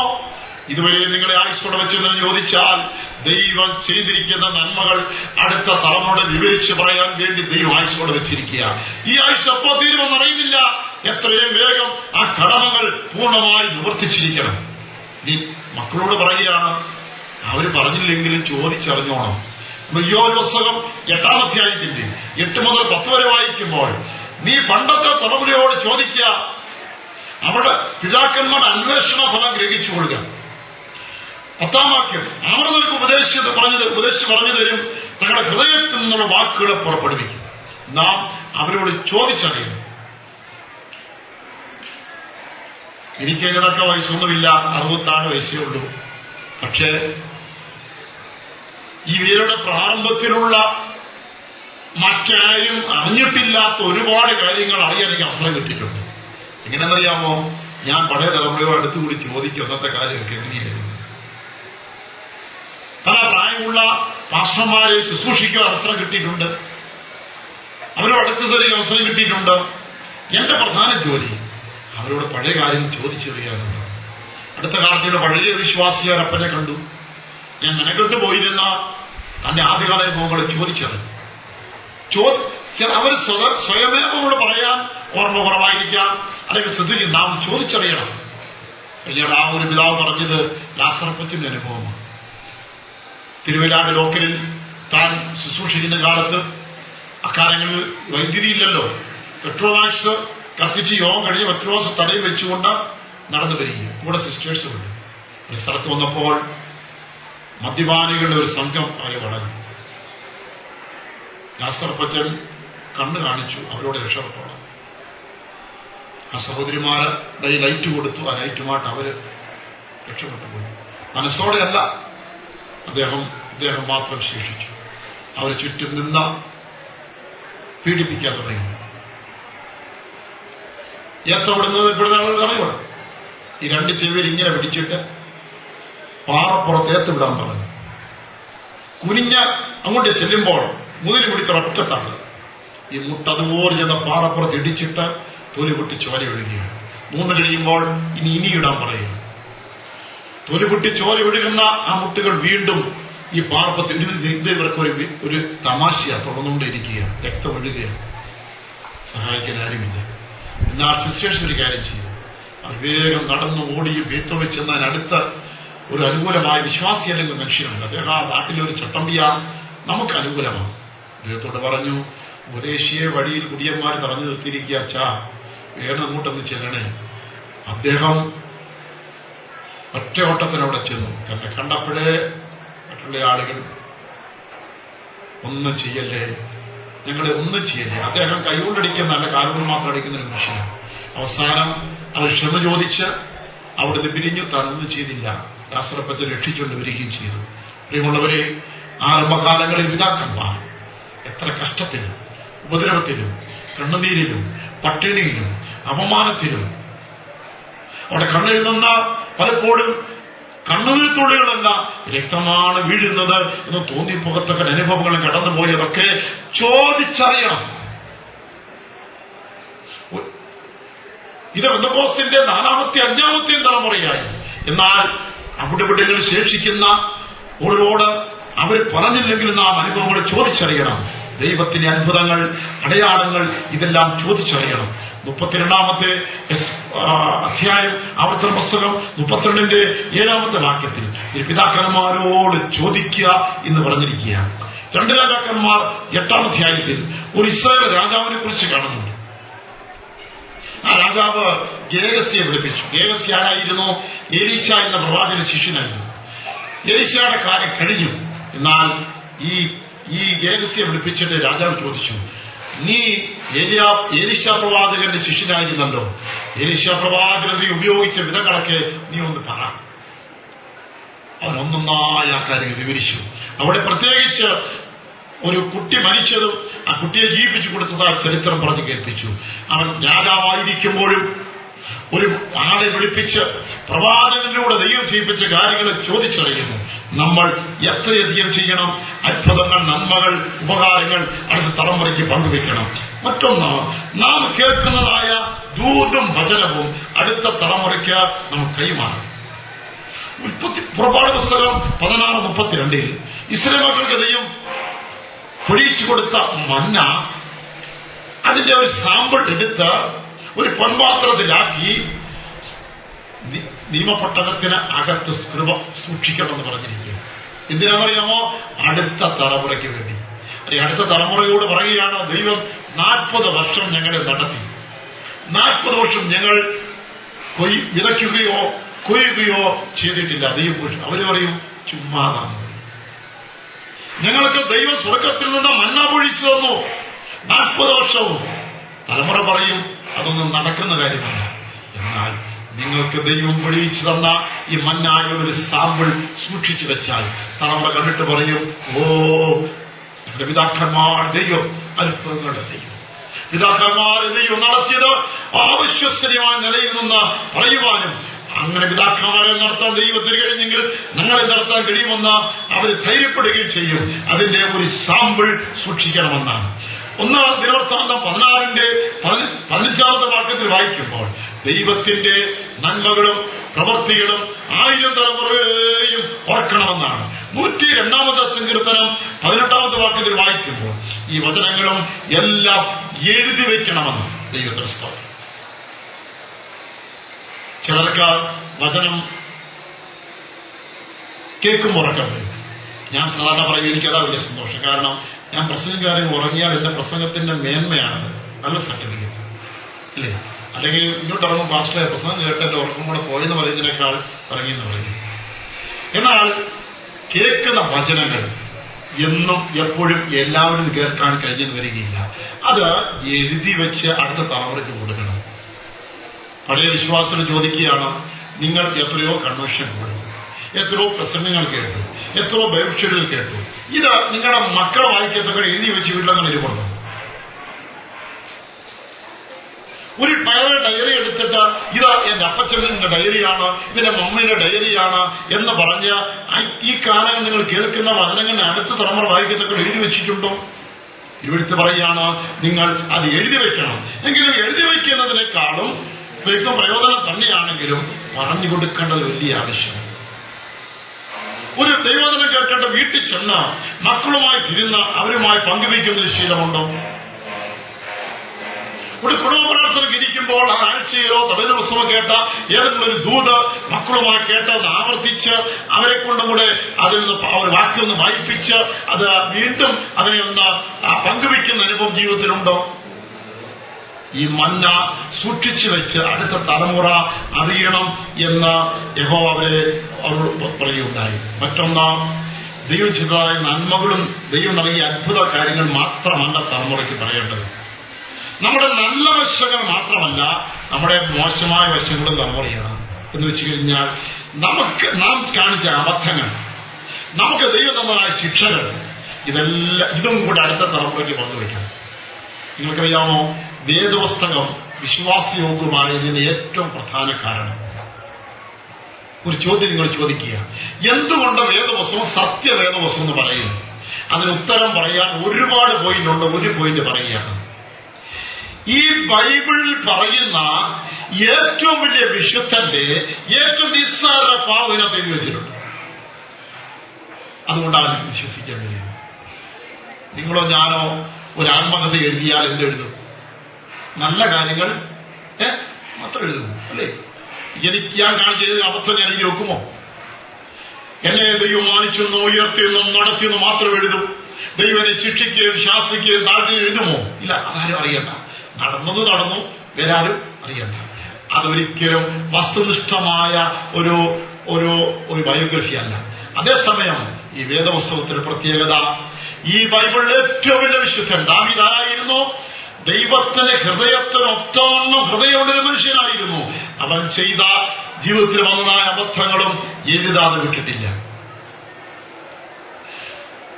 പത്രോസ് പ്രസംഗമധ്യേ പറഞ്ഞുകൊടുത്ത കാര്യങ്ങളെ ക്രോഡീകരിച്ച് എഴുതിയതായ ഒരു സുവിശേഷമാണ് നമ്മുടെ ലൂക്കോസിന്റെ സുവിശേഷം. ലൂക്കോസിന്റെ സുവിശേഷം വായിച്ചാൽ അതിലാണ് പത്രോസിന്റെ ജീവിതത്തിലെ കുറവുകൾ ഏറ്റവും കൂടുതൽ രേഖപ്പെടുത്തിയിരിക്കുന്നത്. അവൻ തള്ളിപ്പറഞ്ഞതും അവൻ അവിശ്വസിച്ചതും കർത്താവിന്റെ കൂടെ നടക്കാൻ വെള്ളത്തിലിറങ്ങിയതും ഭയപ്പെട്ടതും നാണു എല്ലാം എഴുതിയിട്ടുണ്ട്. കൂടാതെ പിന്നീട് പിൻപിടിക്കാൻ പോയതും എല്ലാം അതാണ് വിശ്വാസയോഗ്യം. ഒരു ദൈവത്തിന്റെ ആത്മാവാണ് പ്രേരിതനായ വ്യക്തി തന്റെ ജീവിതത്തിലെ വിജയങ്ങൾ മാത്രമല്ല പരാജയങ്ങൾ എഴുതി വയ്ക്കും. ആർക്ക് വേണ്ടിയാ? ഇത് നമുക്ക് വേണ്ടി. ഇല്ലെങ്കിൽ നമ്മൾ വായിക്കുന്ന വിചാരിക്കും പത്രോസ് ഇങ്ങനെല്ലാം, പത്രോസിനെ കൊണ്ട് അതൊക്കെ പറ്റി, നമ്മളെ കൊണ്ടൊന്നും നടക്കത്തില്ല. ഒരു അസാധാരണ മനുഷ്യനായിരുന്നു, ഞാനൊരു സാധാരണക്കാരൻ, ഈ ക്രിസ്തീയത എനിക്ക് സാധ്യമല്ല ചിന്തിച്ചത്. എന്നാൽ വേദോത്സവത്തിന്റെ പ്രത്യേകത എന്ന് ചോദിച്ചാൽ, പച്ച മനുഷ്യരുടെ ജീവിതത്തിലെ വിജയങ്ങളും പരാജയങ്ങളും ഉയർച്ചകളും താഴ്ചകളും അവർ ചെയ്തതായ സുബദ്ധങ്ങളും അബദ്ധങ്ങളും അതേപോലെ എഴുതി വെച്ചിരിക്കുന്നതിനാൽ വായിക്കുന്ന ഏതൊരു മനുഷ്യനും ചിന്തിക്കാൻ കഴിയും, എനിക്കൊരു വിശുദ്ധനാകാൻ പറ്റും. പത്രോസിനെ ഒരു വിശുദ്ധനാക്കുവാൻ ദൈവത്തിന് പറ്റിയെങ്കിൽ എന്നെ 7 വട്ടം ദൈവത്തിന് പറ്റും. ഒരു ദാവീദിനെ വിശുദ്ധനാക്കാൻ ദൈവത്തിന് കഴിഞ്ഞെങ്കിൽ എന്നെ അതിലധികമായ ദൈവത്തിന് കഴിയും. ഒരു പൗലോസിനെ ശ്രേഷ്ഠ അപ്പോസ്തലനാക്കാൻ കഴിയുന്നവരെങ്കിൽ അവനും അവന്റെ ജീവിതത്തിലെ കുറവുകൾ എഴുതി വെച്ചിട്ടുണ്ട്. ഒരു പ്രാവശ്യം ബർന്നബാസുമായി ഉഗ്രവാദം ഉണ്ടായി, യോജിക്കാതെ പിരിഞ്ഞു, അതും എഴുതി വെച്ചിട്ടുണ്ട്. അവൻ കർത്താവിനോട് ഒരു വിഷയം 3 വട്ടം പ്രാർത്ഥിച്ചു, മറുപടി കൊടുത്തില്ല, അത് എഴുതി വെച്ചിട്ടുണ്ട്. ഞാനാണത് വരികയിൽ മറുപടി കിട്ടുന്ന മാത്രം അക്കൗട്ട് എഴുതി വെച്ചിരുന്നു. മനസ്സിലാവുന്നോ? ഇതൊക്കെ വായിക്കുമ്പോൾ നമുക്കുണ്ടാകുന്ന ഉത്തേജനം, അവരെയൊക്കെ രൂപാന്തരപ്പെടുത്തി അവരെയൊക്കെ ശ്രേഷ്ഠരാക്കിയെങ്കിൽ ഞാനും ഒരു സാധാരണ മനുഷ്യൻ, എനിക്കും ഈ ജീവിതം, ഈ ക്രിസ്ത്യ ജീവിതം സുസാധ്യമാണെന്നുള്ള ഒരു ധൈര്യം കിട്ടതാണ് ബൈബിൾ. നമ്മുടെ ജീവിതത്തിൽ ദൈവം നൽകുന്നതായ ശിക്ഷകൾ.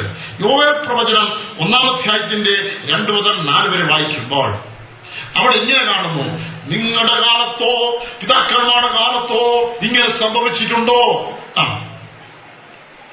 യോവേൽ 1-ാം അധ്യായം 2 മുതൽ 4 വരെ. യഹോവയുടെ അരുളപ്പാട്, മൂപ്പന്മാരെ ഇത് കേൾപ്പീൻ, ദേശത്തിലെ സകല നിവാസികളുമായുള്ളവരെ ചെവിക്കൊള്ളുവീൻ. നിങ്ങളുടെ കാലത്തോ നിങ്ങളുടെ പിതാക്കന്മാരുടെ കാലത്തോ ഇങ്ങനെ സംഭവിച്ചിട്ടുണ്ടോ? ഇത് നിങ്ങൾ നിങ്ങളുടെ മക്കളോടും നിങ്ങളുടെ മക്കളോടും അവരുടെ മക്കൾ വരുവാനുള്ള തലമുറയോടും വിവരിച്ച് പറയണം. അടുത്തത്, തുള്ളൻ ശേഷിപ്പിച്ചത് വെട്ടുക്കിളി തിന്നു. അഥവാ ദൈവം അവരുടെ പിന്മാറിന് ശിക്ഷ കൊടുത്തു. തുള്ളൻ വന്ന് അവരെ കൃഷിയെ നശിപ്പിച്ചു. അത് തിന്നു തീർത്തു. തുള്ളൻ തിന്നിട്ട് തീർന്നു പോയി കഴിയുമ്പോൾ അതിന് പുറകെ വന്നത് വെട്ടുക്കിളി തിന്നു. വെട്ടുക്കിളി തിന്നിട്ട് ബാക്കി വന്നത് വിട്ടില് തിന്നു. വിട്ടില് തിന്നതിന് ബാക്കി ഉണ്ടായിരുന്നത് പച്ചപ്പഴു തിന്നു. ഒരു ജനതയെ ദൈവം എത്ര നിർദാക്ഷിണ്യം ശിക്ഷിച്ചുവെന്ന് എഴുതിയിരിക്കുക. ഇങ്ങനെ പ്രത്യേകം പറയുകയാണ്, ഇത് അടുത്ത തലമുറയോട് നിങ്ങൾ പറയണം. അടുത്ത തലമുറയോട് പറയണം. ദൈവം നിങ്ങൾക്ക് നൽകിയ ശിക്ഷകളെ അടുത്ത തലമുറയോട് പറഞ്ഞെങ്കിലേ അവരും നിങ്ങളെപ്പോലെ വഴിതെറ്റി ഈ ശിക്ഷയോടെ പോകാതിരിക്കുകയുള്ളൂ. ദൈവം നൽകിയ ശിക്ഷകൾ മറച്ചുവെക്കാതെ പറയണം. അതുപോലെയാണ് സംഖ്യാപുസ്തകം 16-ാം അധ്യായത്തിൽ മോശയോട് മത്സരിച്ച 250 പേരെ കുറിച്ച് വായിക്കുന്നുണ്ട്. 250 മോശയോട് മത്സരിച്ചു. അവർ 250 പേരും ധൂപകലശവുമായി ധൂപർപ്പിക്കാൻ വന്നു. നമ്മളതിന് 38-ാമത്തെ വാക്യത്തിൽ വായിക്കുമ്പോൾ അവര് ധൂപം അർപ്പിക്കവേ യഹോവയുടെ സന്നിധി പുറപ്പെട്ടവരെ ദഹിപ്പിച്ചു കളഞ്ഞു. എന്നാൽ അവർ കൊണ്ടുവന്നതായ ധൂപകലശം അത് അവിടെ താമരങ്ങൾ ഉണ്ടാക്കിയതായിരുന്നു. അതവിടെ ബാക്കി വന്നു. ഒരു കൽപ്പന കൊടുക്കുകയാണ്, 250 ധൂപകലശങ്ങളും എടുത്ത് അടിച്ച് അത് തകിടാക്കി എന്ത് ചെയ്യണം? പാപം ചെയ്ത് തങ്ങൾക്ക് ജീവനാശം വരുത്തിയ ഇവരുടെ ധൂപകലശങ്ങൾ യാഗപീഠം പൊതുവാൻ അടിച്ച് തകിടാക്കണം. യാഗപീഠം അതുകൊണ്ട് പൊതിയണം. അത് യഹോവയുടെ സന്നിധിയിൽ കൊണ്ടുവന്നതിനാൽ വിശുദ്ധമാകുന്നു. മതി. ഈ യാഗപീഠം കൊണ്ടിരിക്കുന്നതായ തകിട് എക്കാലവും അവിടെ വരുന്ന ജനങ്ങൾ കണ്ട് ചിന്തിക്കണം. ഈ യാഗപീഠം എന്തിനെ കാണിക്കുന്നു? ഒരുവൻ ദൈവത്തെ ആരാധിപ്പാനായി മുമ്പോട്ട് വരുമ്പോൾ ഈ യാഗപീഠത്തിന്റെ തകിടുകൊണ്ടൊരു പാഠം പഠിക്കണം. ഈ ദൈവത്തെ ചുമ്മാ സേവിക്കാൻ പറ്റത്തില്ല. അവന്റെ വിശുദ്ധിക്കും അവന്റെ പ്രമാണത്തോടെ സേവിച്ചില്ലെങ്കിൽ ഇത് നാശമാണെന്നുള്ളത് അടുത്ത് വരുന്നവൻ അറിയണമെങ്കിൽ ശിക്ഷ ലഭിച്ചതായതിന്റെ അടയാളവും തെളിവുമായി ഈ തകിട് കൊണ്ട് യാഗപീഠം പൊതിയണം. ഒരു ശിക്ഷ അടുത്ത തലമുറ അറിയണമെന്ന് പറഞ്ഞിരിക്കുകയാണ്. ലേവ്യ 10-ാം അധ്യായത്തിന്റെ 9-ാമത്തെ വാക്യത്തിലും നാദാബ് അബീഹു മഹാനൂതന മക്കൾ അവർ അന്യാഗ്നി കത്തിച്ചതിനാൽ അവര് മനുഷ്യമതിയായിത്തീർന്നു. അതും രേഖപ്പെടുത്തി വെച്ചിരിക്കുകയാണ്. മാത്രമല്ല ഇസ്രായേൽ മക്കൾ അവര് മിസ്രൈം വിട്ട് കനാനിലേക്ക് യാത്ര ചെയ്യുമ്പോൾ മരുഭൂമിയിൽ വെച്ച് അനേകര് പട്ടു. 6 ലക്ഷം യോദ്ധാക്കളെ 2 പേരൊഴികെ ബാക്കിയുള്ളവർ പട്ടുപോയി. അത് അങ്ങനെ രേഖപ്പെടുത്തി വെച്ചിരിക്കുന്നു. എന്തിന്? അടുത്ത തലമുറയ്ക്ക് ഗുണപാഠത്തിനായി. യോദ്ധാക്കൾ പെട്ടുപോയി, യുദ്ധക്കുതിയന്മാർ, പിന്മാറ്റക്കാര് പെട്ടുപോയി, വിഗ്രഹാരാധികൾ, ദുർനടപ്പുകാർ, ദിവ്യാഗ്രഹികൾ, മത്സരികൾ, അനുസരണക്കെട്ടവർ, പിറുവിറുപ്പുകാർ, അവിശ്വാസികൾ, ബലഹീനരായവർ, ഇവരെല്ലാം ഈ മരുഭൂമിയിൽ പട്ടുപോയി. ഇതെല്ലാം എന്തിനു എഴുതി വച്ചിരിക്കുന്നു? അടുത്ത തലമുറയ്ക്ക്. നമ്മുടെ ജീവിതത്തിലുള്ള പരാജയങ്ങളുടെ അടുത്ത തലമുറയെ നാം അറിയിക്കണം. അവർക്ക് അങ്ങനെ സംഭവിക്കാതെ ഇരിക്കേണ്ടതിന് വേണ്ടി 78-ാം സങ്കീർത്തനം 5 മുതൽ 8 വരെ വായിക്കുമ്പോൾ ഇതെല്ലാം അടുത്ത തലമുറയോട് അറിയിക്കണം. അടുത്ത തലമുറ എഴുന്നേറ്റിട്ട് അവിശ്വസ്തതയുള്ള തലമുറയായി തീരാതിരിക്കേണ്ടതിന് അവര് പാഠം പഠിക്കട്ടെ. നമ്മുടെ അടുത്ത തലമുറ പാഠം പഠിക്കണമെങ്കിൽ നാം ഈ അബദ്ധങ്ങളും ദൈവ ശിക്ഷകളും അടുത്ത തലമുറയ്ക്ക് പങ്കിട്ടിരിക്കണം. ആവർത്തന പുസ്തകം 23-ാം അധ്യായത്തിന്റെ 2ഉം 3ഉം വാക്യങ്ങൾ വായിക്കുമ്പോൾ വായിച്ചാട്ടെ. കൗലയുടെയും യഹോവയുടെ സഭയിൽ പ്രവേശിക്കരുത്. അവന്റെ 10-ാം തലമുറ പോലും യഹോവയുടെ സഭയിൽ പ്രവേശിക്കരുത്. ഒരു അമ്മോന്യനോ മോവാബിനോ യഹോവയുടെ സഭയിൽ പ്രവേശിക്കരുത്. അടുത്ത തലമുറ അറിയണം. ദൈവസഭയ്ക്കുള്ളിൽ ആർക്ക് കടക്കാം, ആർക്ക് കടക്കാൻ പാടില്ല. ഇത് അടുത്ത തലമുറ അറിഞ്ഞിരിക്കണം. അഥവാ ദൈവസഭയിൽ അംഗമായി പോകേണ്ടവർ എങ്ങനെ ജീവിക്കണമെന്നുള്ള തലമുറ അറിഞ്ഞിരിക്കണം. സഭയുടെ വിശ്വാസികൾ എണ്ണം കൂട്ടാൻ വേണ്ടി എങ്ങനെയുള്ളവരെ സഭയിൽ അംഗങ്ങളാക്കിയാൽ അടുത്ത തലമുറ വഴിതെറ്റിപ്പോകും.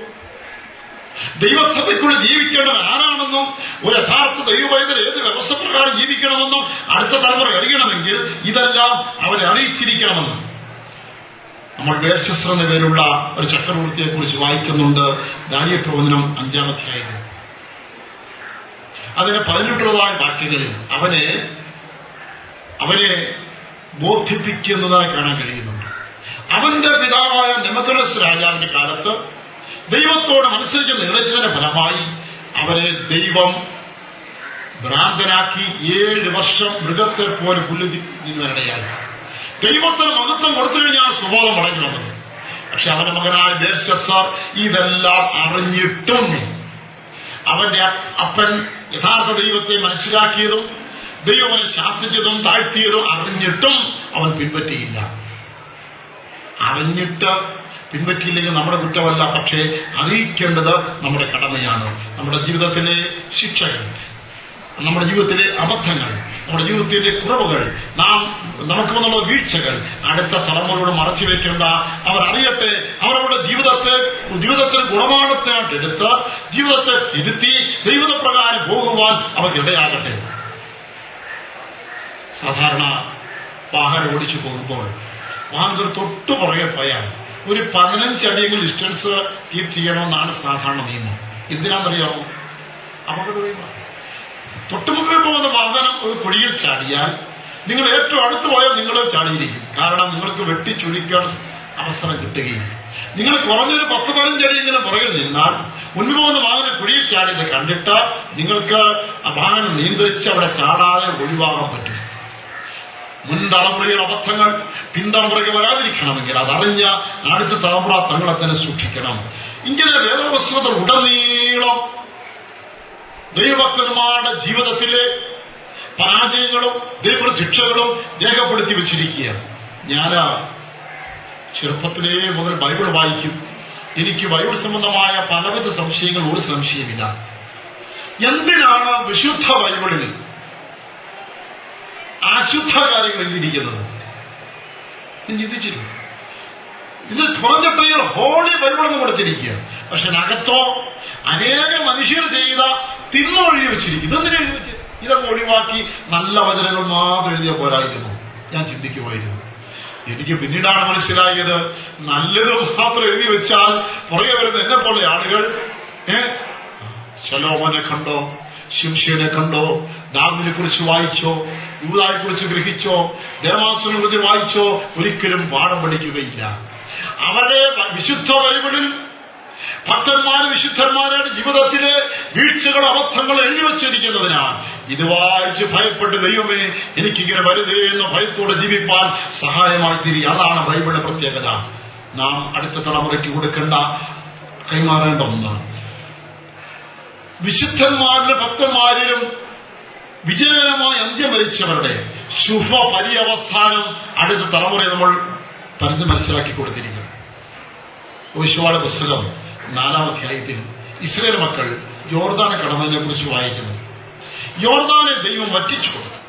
അവർ യോർദാൻ അക്കരെ കടന്നു. എന്നാൽ ഈ ഒരു കാര്യം പറഞ്ഞു, നിങ്ങൾ യോർദാന് നടുവിൽ നിന്നും 12 കല്ലെടുത്ത്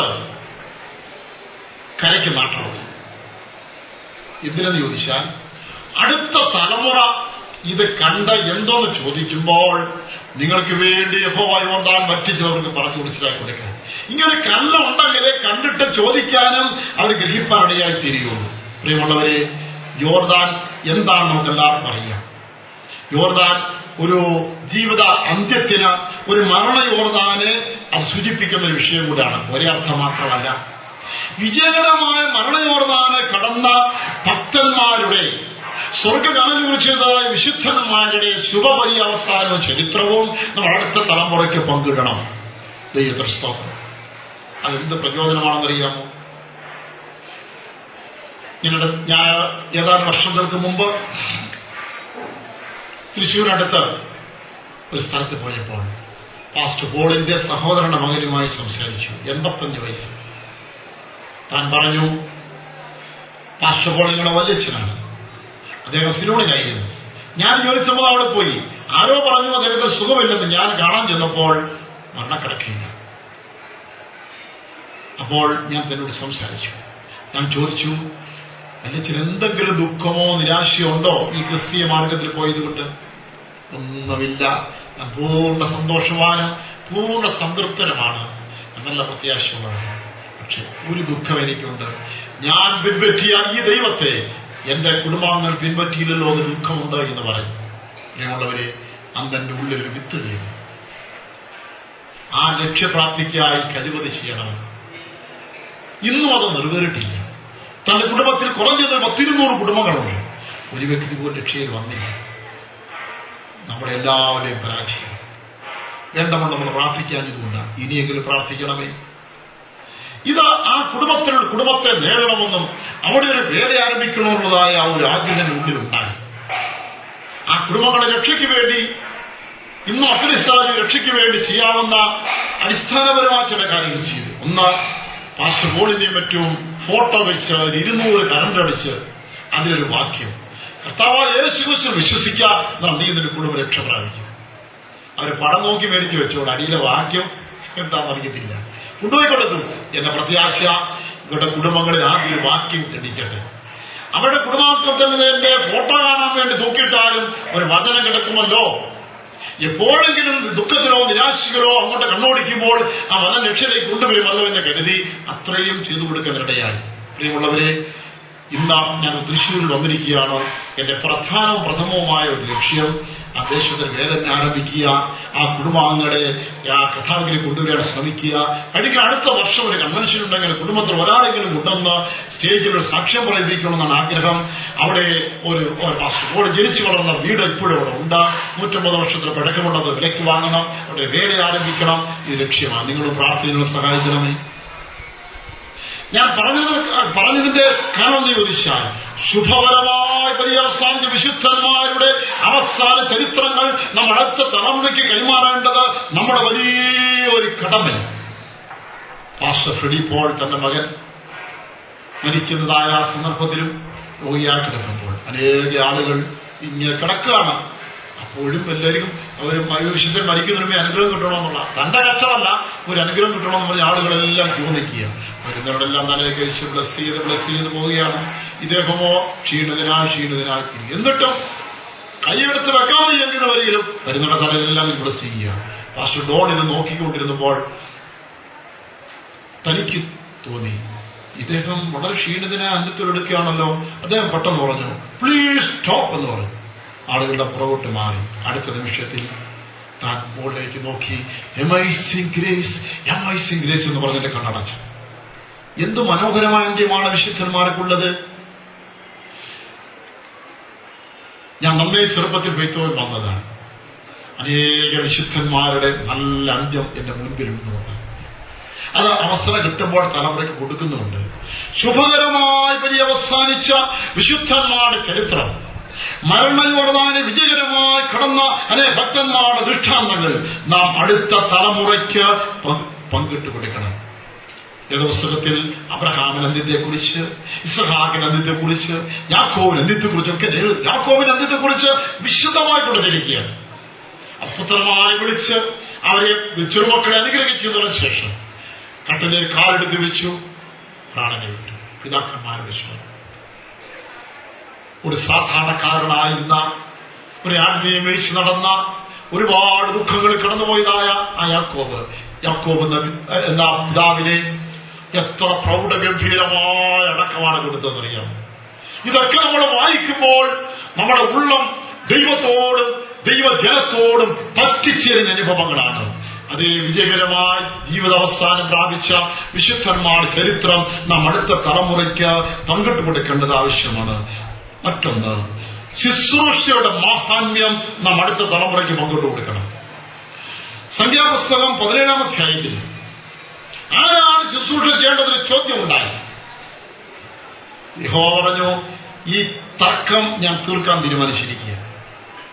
12 ഗോത്രങ്ങളിൽ നിന്നും പ്രതിനിധികളായി ഓരോരുത്തരും പ്രഭുക്കന്മാർ ഓരോ വടി കൊണ്ടുവരിക. ലേവ്യ ഗോത്രം പ്രതിനിധീകരിച്ച് കൊണ്ടുവരുന്ന വടിയിൽ അഹ്റോന്റെ പേരെഴുതാൻ പറഞ്ഞു.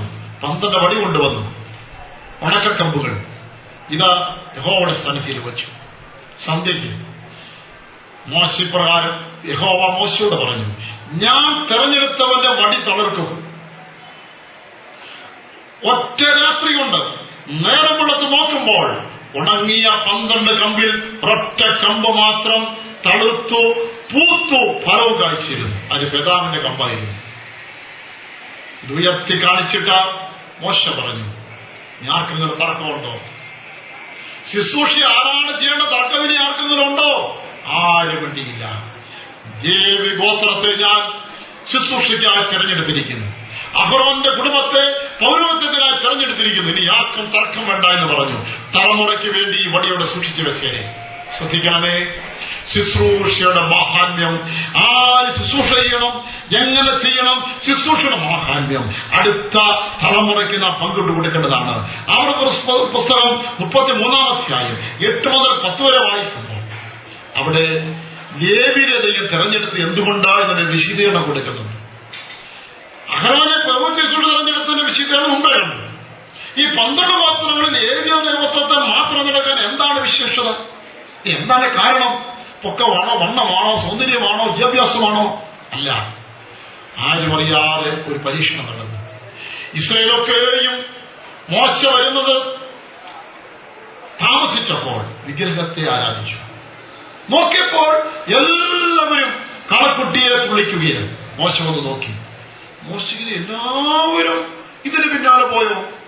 എങ്കിലും ഇതിനിടയിൽ ഒരാളെങ്കിലും കാണുമോ ഇതിനോട് ചേരാത്തത്? ഒരൊറ്റ പ്രഖ്യാപനം, യഹോവയുടെ പക്ഷത്തുള്ളവരെല്ലാം എന്റെ അടുക്കൽ വരട്ടെ. ഇതാ ഒരാൾ, അടുത്തൊരാൾ, എല്ലാവരും വന്നു.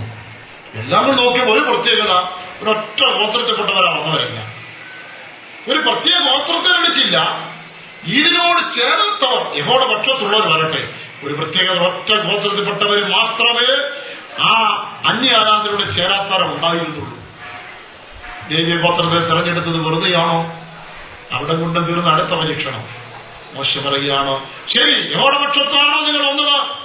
അടുത്ത കാര്യം ചെയ്യുക, നിങ്ങൾ ഓരോരുത്തരും താന്താരവാളും എടുത്ത് ഇറങ്ങി അന്യാരാധന പങ്കുകൊണ്ടുള്ളവരെല്ലാവരും വെട്ടുവീരെന്ന് പറഞ്ഞു. അവരിറങ്ങിച്ചെന്നു. ആരുടെ മുഖത്ത് നോക്കിയില്ല, അപ്പനെന്നും നോക്കിയില്ല, അമ്മയെന്നും നോക്കിയില്ല. അവരുടെ രക്തബന്ധത്തിൽ അപ്പന്റെ അമ്മയുടെ സ്ഥാനത്തുള്ളവരുണ്ടായിരുന്നു, സഹോദരങ്ങളുണ്ടായിരുന്നു, സ്വന്തം മക്കളെ പ്രായമുള്ളവരുണ്ടായിരുന്നു. അപ്പനെന്നോ അമ്മനെന്നോ സഹോദരനെന്നോ മക്കളൊന്നും നോക്കിയില്ല. യഹോവയുടെ കൽപ്പന പ്രമാണിച്ച് വാളുകൊണ്ട് വെട്ടി. ദൈവം അതുകൊണ്ടാണ് 10-ാം വാക്യം വായിക്കുമ്പോൾ അവർ എന്റെ യാഗമെടുത്തെങ്കിൽ യാഗമർപ്പിക്കും, ധൂപമർപ്പിക്കും. ശ്രദ്ധിക്കുക, ചുമ്മാതെ ലേവിയെ തിരഞ്ഞെടുത്തത്. ശുശ്രൂഷയുടെ മാഹാത്മ്യം അടുത്ത തലമുറ അറിയണം. ആവർത്തനം 10:8 വായിക്കുമ്പോൾ അക്കാലം യഹോവ ലേവി ഗോത്രത്തെ യഹോവസ്ഥലം നിൽക്കുവാനും പെട്ടെന്ന് ചുമക്കുവാനും അവരെ തെരഞ്ഞെടുത്തതായി വായിക്കുന്നു. നമ്മുടെ 2 ദിനവൃത്താന്തം 30-ാം അധ്യായം 27-ാമത്തെ വാക്യത്തിൽ ഒടുവിൽ ലേവ്യ പുരോഹിതന്മാർ എഴുന്നേറ്റ് ജനത്തെ ആശീർവദിക്കുന്ന അവകാശം അവർക്കുള്ളതാണ്. ഇങ്ങനെ ശുശ്രൂഷയുടെ മാഹാത്മ്യം അടുത്ത തലമുറയ്ക്ക് പറഞ്ഞു കൊടുക്കണം. നമ്മൾ ശുശ്രൂഷകൾ ചെയ്യേണ്ടത് മുഖ്യ കാര്യമാണ് ശുശ്രൂഷയെ പുകഴ്ത്തിയെ സംസാരിക്കുക. ശുശ്രൂഷയിൽ കഷ്ടങ്ങളുണ്ട്, നിന്ദകളുണ്ട്, പ്രയാസങ്ങളുണ്ട്, ഭാരങ്ങളുണ്ട്. പക്ഷേ ഇതൊരിക്കലും നിങ്ങളുടെ വാഗുണ്ട് ആരോടും പങ്കിടരുത്. ശുശ്രൂഷയുടെ നല്ല ഫലവും ഇതിന്റെ ശ്രേഷ്ഠമായ കാര്യങ്ങൾ നിങ്ങളുടെ വാഗുണ്ട് അടുത്ത തലമുറയോട് പറയണം. അഥവാ ശുശ്രൂഷയെ പുകഴ്ത്തണം. റോമാലേഖനം 11-ാം അധ്യായം 13-ാമത്തെ വാക്യത്തിൽ വായിക്കുമ്പോൾ വല്ലവിധേനയും ഒരു ശ്രദ്ധ ജനിപ്പിച്ച് എന്റെ സഹോദരനെ രക്ഷിക്കാമെന്ന് വെച്ച് ഞാൻ എന്റെ ശുശ്രൂഷയെ പുകഴ്ത്തുന്നു. അതേ പ്രിയമുള്ളവരെ, ഇന്നിവിടെ ശുശ്രൂഷനായി നിൽക്കുന്നതിൽ ഞാൻ നന്നായി അഭിമാനിക്കുന്നു. ഇതിനേക്കാൾ ശ്രേഷ്ഠമായ ഒരു മാർഗവും ഒരു ഉദ്യോഗം വേറെ ഇല്ല. കഴിഞ്ഞ 37 വർഷങ്ങളായി ശുശ്രൂഷ ചെയ്യുന്ന 5 പൈസയുടെ സമ്പാദ്യമില്ല. പക്ഷേ ഈ ശുശ്രൂഷയിൽ അഭിമാനിക്കും. സമ്പാദ്യം ഇല്ലാത്തതെന്നാണ് അഭിമാനം. ഒരാത്മാവിനെ ലോകത്തെക്കാൾ വലുതാണെങ്കിൽ എത്ര ആത്മാക്കളെ ദൈവം തന്നു. വലിച്ചെറിയുന്നതെല്ലാം മുളച്ചിട്ടുണ്ട്. ഒരിക്കൽ ഞാൻ ഒരു സ്ഥലത്ത് പ്രസംഗിക്കാൻ പോയി. വലിയ പ്രയാസമാണ്. മഴ പെയ്തു, റോഡെല്ലാം മുങ്ങി, മീറ്റിംഗ് ചൊവ്വയും നടന്നില്ല, സാമൂഹ്യ വിരോധികളുടെ ആക്രമണം ഉണ്ടായി, പ്രശ്നങ്ങളുണ്ടായി. 2-ാം ദിവസം ആശീർവാദം പറഞ്ഞതും കഴിച്ചവരും കഴിക്കാത്തവരെല്ലാം വണ്ടിയെടുത്ത് സ്ഥലം വിട്ടു. കാരണം അവിടെ ചില സുവിശേഷ വിരോധികളുടെ പ്രശ്നങ്ങൾ തലരാത്രി സംഭവിച്ചു. അന്നും വല്ലതും സംഭവിക്കുക. ഞാൻ ദൂരെ നിന്ന് വന്നതല്ലേ. ഞാനും പുറപ്പെട്ടു വന്നപ്പോൾ റോഡ് കാണാൻ വയ്യാത്ത പോലെ മഴ പെയ്ത് വെള്ളം നിൽക്കുക. വയലും റോഡ് അറിഞ്ഞുകൂടാ. ഇങ്ങനെ നോക്കിയപ്പോൾ ഇങ്ങനെ നേർരേഖയിൽ ഇങ്ങനെ പോയാൽ ഒരു പക്ഷേ ആ റോഡിൽ എത്താമെന്ന് കരുതി. ഡ്രൈവറോട് പറഞ്ഞു, ശരി, നേരെ വണ്ടി ഇങ്ങനെ കൊള്ളാൻ. മണി 10 മണി കഴിഞ്ഞു. പെട്ടെന്ന് വണ്ടിയെ ഒരടി, നിർത്തണം അവിടെ. ഡ്രൈവർ ചോദിച്ചു, മാസ്റ്ററെ എന്ത് ചെയ്യണം, നിർത്തണോ? ഞാൻ ചിന്തിച്ചു, ആരുമില്ല, രാത്രി 10 മണി കഴിഞ്ഞു. ഈ സാഹചര്യത്തിൽ നിർത്തിയാൽ എന്താ സംഭവിക്കുന്ന അറിയത്തില്ല. ഞാൻ ഏതാണ്ട് ഈ വണ്ടി എടുക്കും. ഏതായാലും ഇതുകൊണ്ടോ പേടിച്ചോ വണ്ടി ധൃതിക്കെടുത്തു. വണ്ടി വയലിലേക്ക് കൂപ്പുകുത്തി. വണ്ടിയുടെ 3/4 ഭാഗം വെള്ളത്തിനടിയിലായി. എന്തായാലും കൃപയാൽ ദൈവം എന്തുകൊണ്ടോ ഉടനെ ആ ചെറുപ്പക്കാരൻ ഭാവം മട്ടും മാറി അടിച്ചു നിർത്തടാന്ന് പറഞ്ഞ പറയുകയാണ്. അയ്യോ, അതിലെയല്ല ഇതിലൊരു വടിയുണ്ടെന്ന് പറയാനില്ലേ ഞാൻ നിർത്താൻ പറഞ്ഞത് എന്നായി. അവനൊരു വിസിലടിച്ചതും ഒരു പറ്റം ചെറുപ്പക്കാരും വീടുകൾ നിറഞ്ഞു വന്നു. വണ്ടി ആ വയലിൽ നിന്ന് മുക്കിയെടുത്ത കരയ്ക്ക് വെച്ചത്. ഇന്ന് ഞാൻ ഓർക്കുന്നു, പിന്നെ അന്വേഷിച്ചപ്പോൾ അന്ന് പറഞ്ഞൊരു ഉദാഹരണം കൊണ്ട് ഒരു വ്യക്തി രക്ഷിക്കപ്പെട്ട കുടുംബമായിട്ട് കാര്യമാണ്. അന്ന് ഞാൻ അനുഭവിച്ച മനോഭിത അല്പമല്ല. വചനം പറഞ്ഞത് കൂടാതെ ഒരു ഉദാഹരണം പറഞ്ഞതേ ഉള്ളൂ. അത് കേട്ട മനുഷ്യന്റെ ജീവിതത്തിൽ ഇതെന്റെ അനുഭവമാണല്ലോ എന്ന് കരുതി രക്ഷിക്കപ്പെട്ട് വീട്ടാട്ടി വന്നു. ഞാൻ പറഞ്ഞത് ശുശ്രൂഷകനായിരിക്കും ഞാൻ അഭിമാനിക്കുന്നു. വലിച്ചെറിയുന്നതെല്ലാം മുളച്ചോളും. വചനമായാലും ശരി, ഒരു പേരടി പാട്ടായാലും ശരി, ഒരു ഉദാഹരണമായാലും ശരി, ഒരു ചെറുകഥയായാലും ശരി, എല്ലാം ഈ ഒരു ശുശ്രൂഷയെ പുകഴ്ത്തുന്നു. ഇത്ര വിശേഷിക്കപ്പെട്ട ഒരു ശുശ്രൂഷ വേറെ ലോകത്തിലില്ല, ഒരിക്കലും. ആഫ്രിക്കയിൽ മിഷണറിയായി പ്രവർത്തിച്ച മോഹറ്റ് എന്നുള്ളൊരു മിഷണറി ഇംഗ്ലണ്ടിൽ മടങ്ങിയതിനു ശേഷം താൻ ഒരു മീറ്റിംഗ് നടത്തി. ആ മീറ്റിംഗിൽ ആഫ്രിക്കൻ വനാന്തരത്തിലുള്ള നരഭോജികളായ ആളുകളെക്കുറിച്ചും ഇന്നും അവരും ആത്മാവുള്ളവരാണ്, അവർക്കൊരു നിത്യതയുള്ളവരാണ്, അവരെ രക്ഷ നയിക്കുവാൻ അവിടെ ആളുകൾ പോകേണ്ട ആവശ്യത്തെക്കുറിച്ചും താൻ പ്രസംഗിച്ചു. അമേരിക്ക, ഇംഗ്ലണ്ട് ആദ്യമായ രാജ്യങ്ങളിലും ഭാരതത്തിലൊക്കെ മിഷണറി വരുന്നുണ്ട്. ആ ഇരുണ്ട ഭൂണ്ടത്തിലേക്ക് ആര് പോകും? പക്ഷേ താനിതെല്ലാം പറയുമ്പോൾ കേട്ടുകൊണ്ടിരുന്ന കുറച്ച് സ്ത്രീകൾ മാത്രമേ ഉള്ളൂ, ഒരൊറ്റ പുരുഷൻ പോലും. താൻ പ്രസംഗം തീർന്നപ്പോൾ മനസ്സുകൊണ്ട് ചിന്തിച്ചു, ഞാൻ ആഫ്രിക്കൻ മിഷണറിമാർ പോകേണ്ട ആവശ്യം പറഞ്ഞു. പക്ഷേ ഈ കേട്ടതെല്ലാം സ്ത്രീകളാണ്, ഇവർക്ക് പോകാൻ അവർക്ക് സാധിക്കത്തുമില്ല. താൻ ദുഃഖവും നിരാശയും ഉണ്ടായി. എന്നാൽ അന്ന് ഓർഗൻ സംഗീതപൂർണ്ണം വായിച്ചത് ഒരു സ്ത്രീയായി. ആ സ്ത്രീയെ സഹായിക്കാനായിട്ട് ഒരു പയ്യൻ വന്നിരുന്നു, കൊച്ചൊരു പയ്യൻ സഹായിക്കാൻ വന്നതാണ്. അവരൊന്ന് ശ്രദ്ധിച്ചു കേട്ടു. അവൻ ഉള്ളിൽ തീരുമാനമെടുത്തു, ഇദ്ദേഹം പ്രസംഗിച്ച ആഫ്രിക്കയിൽ മിഷണറിയായി ഞാൻ മുതിർന്നവരും പോകും. ആ വ്യക്തിയുടെ പേരാണ് ഡേവിഡ് ലിവിങ്സ്റ്റൺ. ഡേവിഡ് ലിവിങ്സ്റ്റൺ ആഫ്രിക്കയിൽ ചെയ്ത ശുശ്രൂഷ നിങ്ങൾക്ക് എല്ലാവർക്കും അറിയാം. അപ്പോൾ ശുശ്രൂഷയെ പുകഴ്ത്തി ശുശ്രൂഷയുടെ ആവശ്യകതയെക്കുറിച്ചും ശ്രേഷ്ഠതയെക്കുറിച്ചും പറയുമ്പോൾ അത് പ്രായഭേദമന്യേ ജനഹൃദയങ്ങളെ സ്വാധീനിക്കും. ശുശ്രൂഷയുടെ മാഹാന്യം അടുത്ത തലമുറയ്ക്ക് കൈമാറണം. ഏറ്റവും നിത്യതയിൽ ശുശ്രൂഷയുടെ അവകാശത്തെക്കുറിച്ചും ഒന്നി പറയേണ്ട കാര്യങ്ങളാണ്. പ്രിയമുള്ളവർ, ഈ ശുശ്രൂഷയ്ക്ക് വന്നാൽ നിത്യതയിൽ നിങ്ങൾക്ക് ഏറ്റവും ഉന്നതന്മാരായ ഒരു പദവി ലഭിക്കാൻ കഴിയും. ഞാൻ എന്റെ കൊച്ചു പ്രായം മുതൽ വായുപൊളിച്ചിരുന്ന പ്രസംഗം കേൾക്കുന്നവനാ മേശയുടെ കീഴിൽ. പണ്ട് ചാറ്റിട്ട് പ്രസംഗിക്കാൻ ഒരു പദ്ധതിയാണ്. ഇപ്പൊ ചാറ്റിനും പ്രസക്തിയില്ലല്ലോ. അതിന് അനന്ത നിത്യ മുൻനിത്യതോടെ അനന്ത നിത്യത വരെ പടമെല്ലാം വരച്ച് ഇങ്ങനെ ആദാമിന്റെ പ്രതീക്ഷ മുതൽ അങ്ങേറ്റം വരെ ഒടുവിൽ നിത്യതയെക്കുറിച്ച് പുതിയ ഭൂമി, പുതിയ ആകാശം, പുതിയ സിയോൻ ഇതെല്ലാം പഠിപ്പിക്കുമ്പോൾ വായും പൊളിച്ച് കെട്ടിരുന്നു. ഞാൻ നോക്കി, ഇത് നരകമാണ്, പാപികളുമില്ലാത്ത കാരണം നരകത്തിൽ പോകും. എന്നാൽ നിത്യതയിൽ 5 വാസസ്ഥലങ്ങളിൽ ഈ കാണുന്നതാണ് സിയോൻ. അത് പ്രതിഷ്ഠിക്കപ്പെട്ട ശുശ്രൂഷകർക്കുള്ളതാണ്. അതാണ് നിത്യതയിൽ ഏറ്റവും ഉയർന്ന സ്ഥാനം. ഞാൻ അവിടുന്ന് വായ്പൊളി ചിന്തിക്കുകയാണ്, സ്വർഗത്തിൽ പോകുന്നില്ലെങ്കിൽ നരകത്തിലേക്ക് പോകും. സ്വർഗത്തിൽ പോകുന്നെങ്കിൽ പുതിയ ഭൂമിയിൽ പുതിയ ആകാശത്തിന് പോകുന്നില്ല, പുതിയ എരിശിലേമിന് പോകാൻ ഉദ്ദേശിക്കില്ല. പോകുന്നെങ്കിൽ ഏറ്റവും മുകളിൽ തന്നെ പോകണം. നിങ്ങൾ വിദ്യാഭ്യാസം ഇരിക്കുമ്പോൾ ഉയർന്ന വിദ്യാഭ്യാസം മക്കൾക്ക് ഇവിടെ ആഗ്രഹിക്കാറില്ലേ? ഒരു ജോലി കിട്ടുമ്പോൾ നല്ല ജോലി കിട്ടണമെന്ന് ആഗ്രഹിക്കാറില്ലേ? ജോലി പ്രവേശിച്ചാൽ ആ സ്ഥാനത്ത് ഏറ്റവും ഉയർന്ന സ്ഥാനത്ത് നിലകൊള്ളണമെന്ന് മോഹിക്കാറില്ലേ? അങ്ങനെയെങ്കിൽ സ്വർഗത്തിൽ പോകണമെന്ന് വാഞ്ചിയുള്ള നിങ്ങൾക്ക് സ്വർഗത്തിൽ ഏറ്റവും ഉന്നതമായ സ്ഥാനം കിട്ടണമെന്ന ഒരു വാഞ്ചി ഉണ്ടാകേണ്ടതല്ലേ? അതോ സ്വർഗത്തിൽ എവിടെയെങ്കിലും പ്രാകാരത്തിലോ മൂലയ്ക്കോ പോയാൽ മതി എന്നാണോ? ഇടുക്കി ഇവനക്കാരോട് ചോദിക്കുന്നു, സ്വർഗത്തിൽ പോകാൻ വാഞ്ചിയുള്ളവരുടെ കരവർക്കല്ലേ പറഞ്ഞാട്ട് അതിൽ ഏറ്റവും ഉന്നതമായ സ്ഥാനത്ത് കഴിവുകൾ പോകണമെന്ന് വാഞ്ചിയുള്ളവർ കഴിവരുത്തല്ലേ പറഞ്ഞാട്ട് അറിയാവുന്നവരാ കൈമൊക്കെ അധികവും ആകട്ടെ, സ്തോത്രം. ഞാൻ അതുകൊണ്ടാണ് ശുശ്രൂഷയ്ക്ക് വന്നത്. ഞാൻ അന്നെ ഹൃദയത്തെ തീരുമാനിച്ചു, അത് സ്വർഗത്തിൽ പോകുന്നെങ്കിൽ ഉന്നതമായ സ്ഥാനത്ത് പോകണം. 48 സങ്കീർത്തനം 12-13 വാക്യങ്ങൾ വായിക്കുമ്പോൾ, നിങ്ങൾ സിയോനെ ചുറ്റി നടന്ന് പ്രദക്ഷിണം ചെയ്യുകയും ഗോപുരങ്ങളെ എണ്ണുകയും വരുമാന തലമുറയോട് അറിയിക്കേണ്ടതിന് അതിന്റെ പുസ്തകങ്ങളെ നിങ്ങൾ നടന്ന് സൂക്ഷിച്ചു നോക്കുകയും. 1-2 വാക്യങ്ങൾ വായിക്കുമ്പോൾ, ഉത്തരഗിരിയായ സിയോൻ പർവ്വതം ഉയർന്ന മനോഹരവും സർവഭൂമിയുടെയും ആനന്ദവുമാകുന്നു. യെശയ്യാ പ്രവചനം 56-4 വാക്യങ്ങൾ വായിക്കുമ്പോൾ, ഷണ്ണന്മാരോട് പുത്രപുത്രന്മാർക്കുള്ളതിനേക്കാൾ വിശേഷമായ ജ്ഞാപകവും നാം അവർക്ക് കൊടുക്കും. ഷണ്ണന്മാർ അടുത്ത തലമുറയില്ലാത്തവരാ. ലോകത്തിൽ വിവാഹം കഴിക്കുന്നവരാ, എന്റെ മകൻ അവളാണ്, എന്റെ മകൻ ഇന്നാൾ അവിടെയാണ്, ആ പേരിലാണ് അറിയപ്പെടുന്നത്. എന്നാൽ നിങ്ങൾ ഈ ലോകത്തിൽ നിങ്ങളുടെ കുടുംബമായി ജീവിച്ച് നിങ്ങളുടെ മക്കൾ ഈ ലോകത്തിൽ ഏറ്റവും ഉന്നതമായ സ്ഥാനത്ത് പോകുമ്പോൾ ലഭിക്കുന്ന നാമത്തെക്കാൾ ഷണ്ണന്മാർക്ക് അതിനേക്കാൾ വിശേഷമായ നാമവും ജ്ഞാപകവും നിത്യതയെ കൊടുക്കും.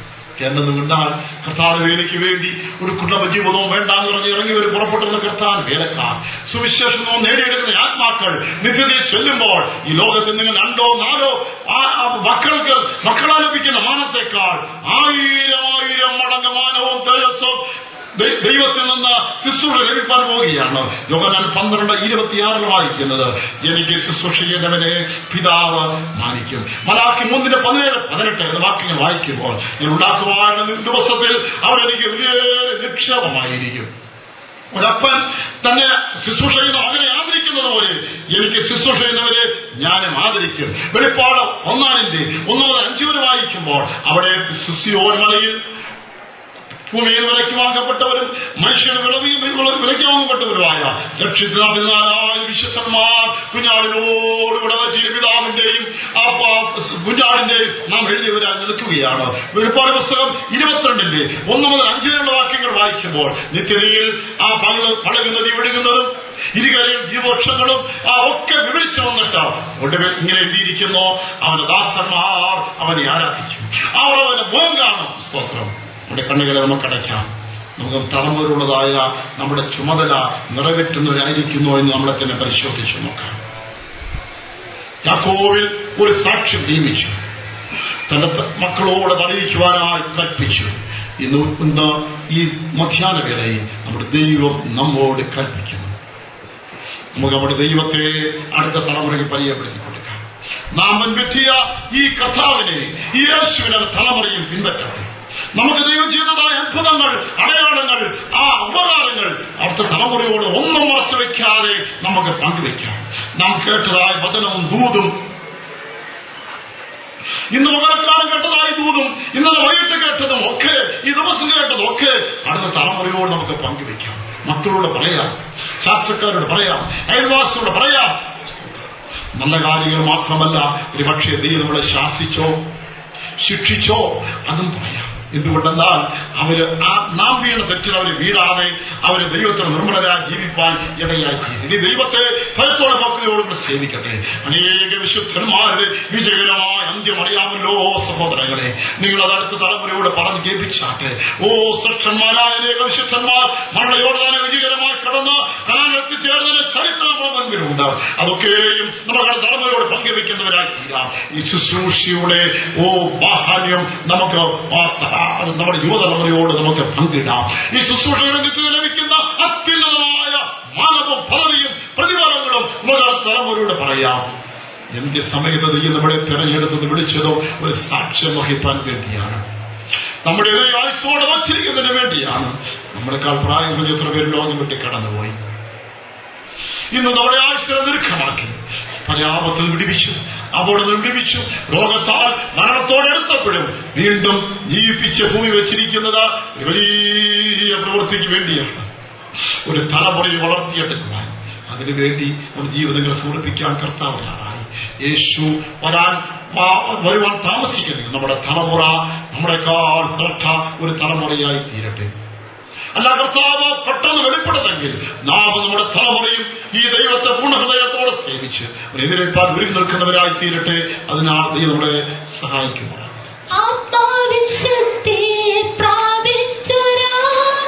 ഭൂലോകമെങ്ങും സാക്ഷിയാകും